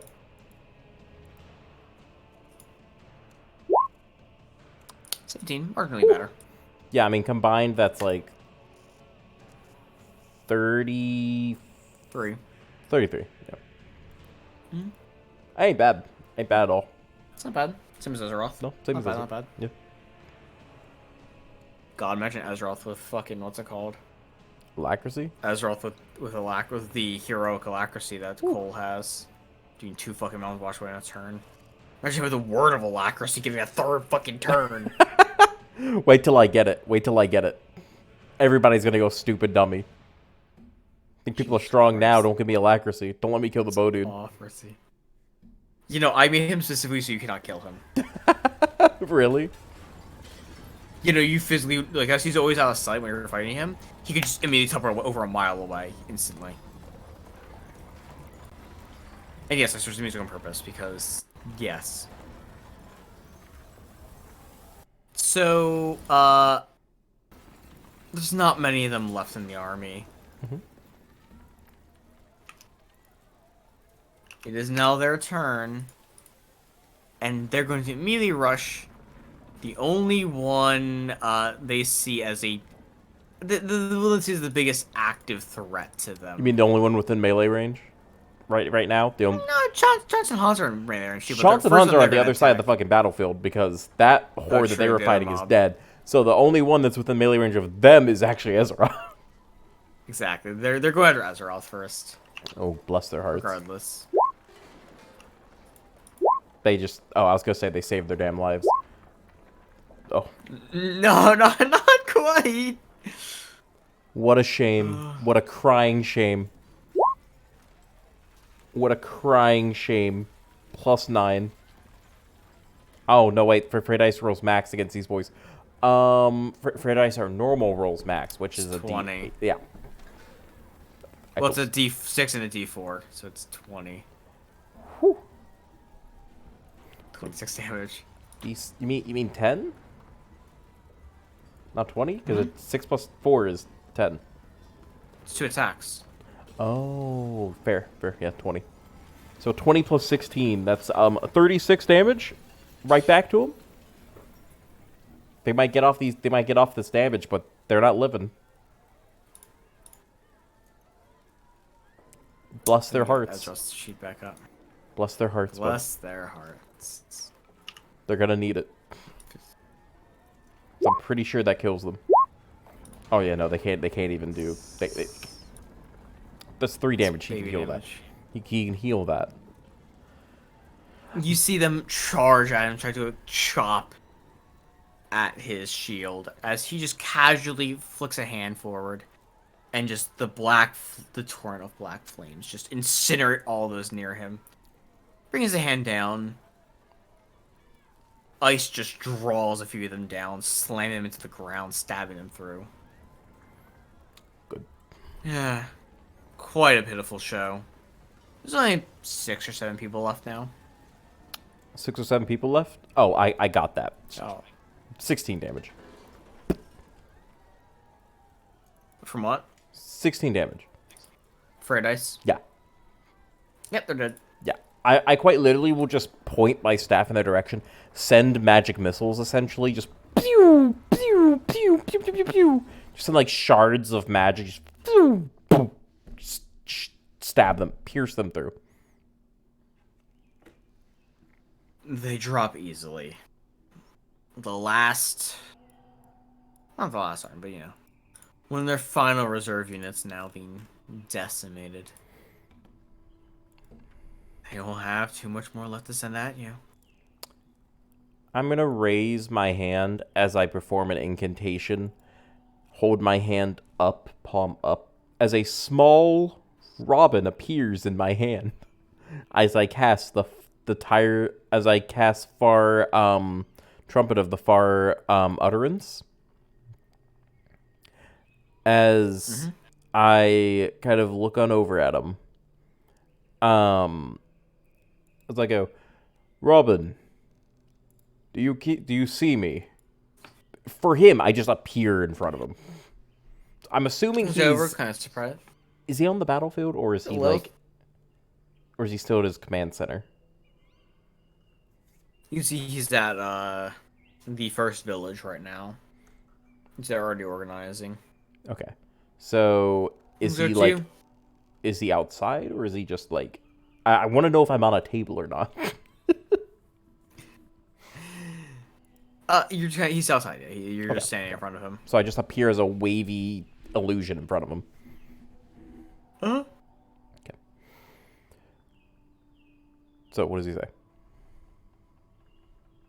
Ah, young master. It seems you were doing quite well for yourself. Yes, we're almost to the capital. How is things going on the front lines? Quite good. Without their mercenaries as support, they're easily falling to our might. Good, good. We have the archer on our side now, and the brute and the mage were made examples of, so to speak.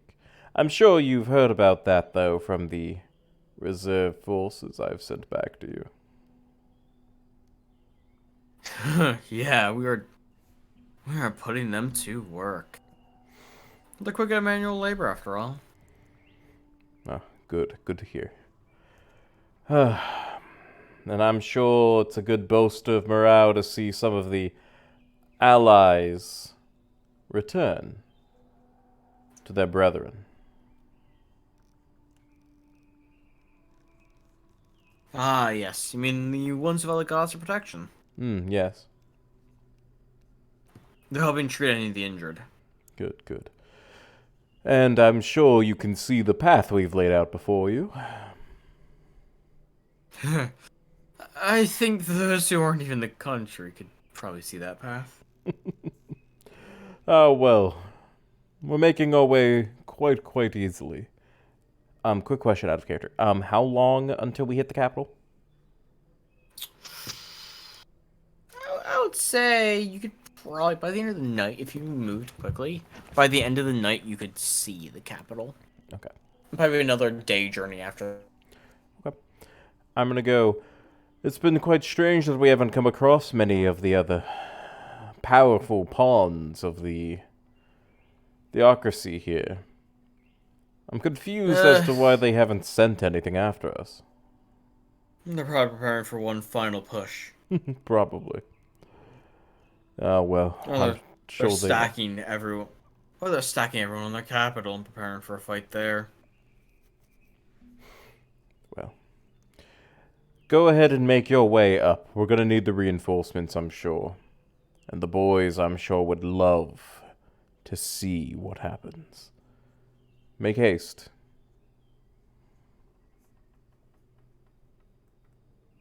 You see him nod. I'm gonna go over there as fast as I can. He nods as he just kind of dispels the magic, and lets it away. As he kind of looks on over at everybody as they're going, goes, about another day's journey until we arrive at the capital. Boys, our time is at hand.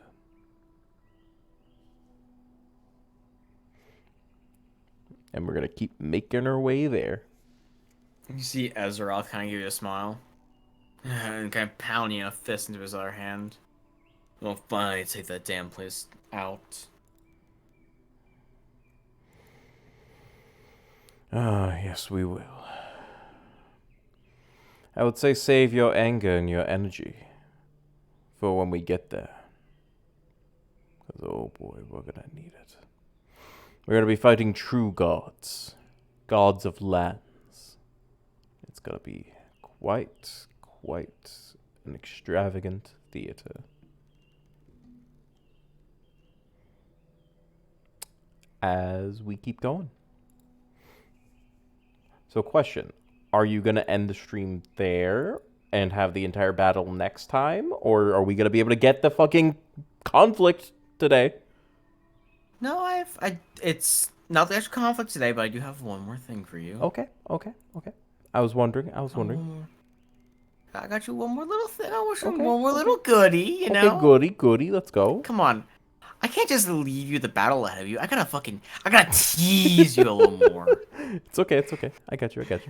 In the words of what's his name? Paz, his name was. Got to your balls a little bit. Mm-hmm. So, after a nice day's travel, I would say you're probably on a hill, overseeing the plateau that the massive city sits on. You make camp. Preparing for the next day, anticipation fills your body. Up to the point where the moment the sun starts to rise, you exit your dirt hut to look over the village, or look over the city. The sun rising. So we The can sun so we can see the rising. capital now. Yes. Nice. The sun gleaming over your prize. You feel the fruits of your labors just in your grasp. You feel almost the taste of it. And all you have to do now is call your father and blitz the city, to burn it to the ground, cut the head off their pantheon, and personally take down any other Godbound that stand in your way.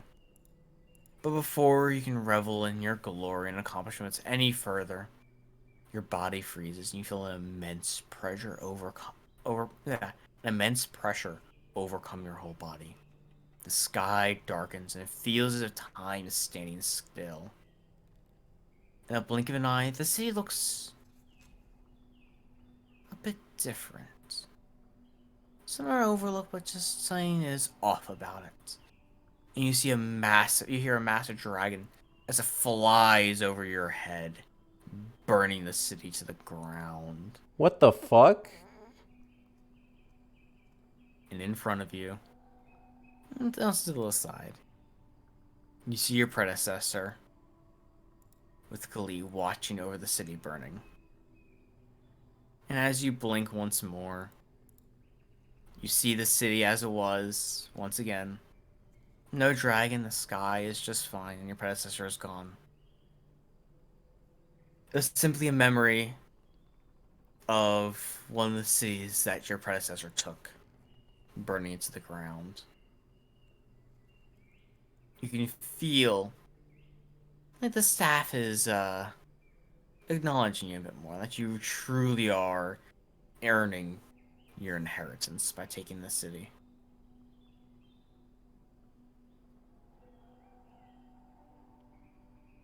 Now they have thoroughly fucked with you. Yes, that is what I have. Next time will be the climactic battle for the city. Oh, come on. need- No, that's no good. That's no you need- good. I don't like it. You need to take Dresden. I do. But damn, that was really good. I really did enjoy this session so far, James. Thank you. I know it's been a little bit since we played Godbound. But hey, boys. Yeah. We have some goodies. We have some goodies for y'all. Boys, we just opened up some new things around here on the Vossel DMG channel. Of course, we're trying to get back into playing Godbound every single week on Wednesday. Often or not, we have been playing on Saturday, but you guys can always check out when we're playing on the schedule, and or just ask over on the Discord. So we have that shit on there constantly. We're always around. Yeah, we're always around. You can always answer. Because I'm not infallible. I mean, for example, as of recording this week, I fucked up the schedule. I put on there for it being tomorrow, but it was supposed to be today. Anywho. Thank you guys so much for watching. If you guys are watching the VOD or you guys are watching live, thank you guys so much for hanging out with us today. It has been so much goddamn fun. I am blessed to be able to play in this game. We had really good RP. It's been You were expecting combat. You were expecting combat session, but it was me RP session. Yeah, I know. It was really good. We have been enjoying quite a bit. So honestly, I felt like the RP in the beginning of this session has been really good. Because I kept being like, man, I kind of remember some of this. But I was like, man, I kind of want to make this a little bit better as we go on through. It's been really good. So for if you are watching the VOD, you may not know us. Of course, I am Vossel DMG. I'm a DD-themed Demigodoni VTuber. We do lots of sneaky little games around here. Usually we do FPS games like Apex Legend, and stuff like that, or Overwatch, but quite often we'll play single-player games. Like right now, as of recording this, I'm playing a shit ton of Skyrim. It has been really good. We play some Minecraft occasionally, so on and so forth. Usually we're playing with a lot of our good friends, like James here is on the channel all the fucking time. James, do you want to say a little bit about yourself? I used to be a DM like you, and so it's an arrow to the knee. But I mean, yeah, I'm just a variety VTuber. I'm doing some fun little multiplayer games, as you said, like Apex. I always love myself some Apex. I'm always here on Wednesdays or Saturdays or a day during the week, most of the time. Doing some Godbound, or get some other cool TTRPGs going on soon. And maybe some other fun single player games on my own streams at some point soon.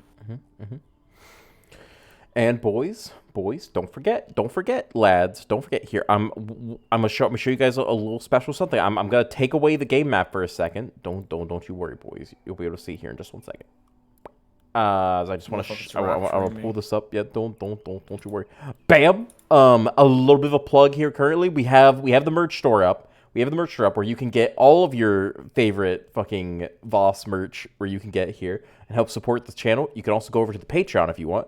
You can get yourself some good old fucking stickers, some cases, some mugs, various different things, for as cheap as I can fucking make them.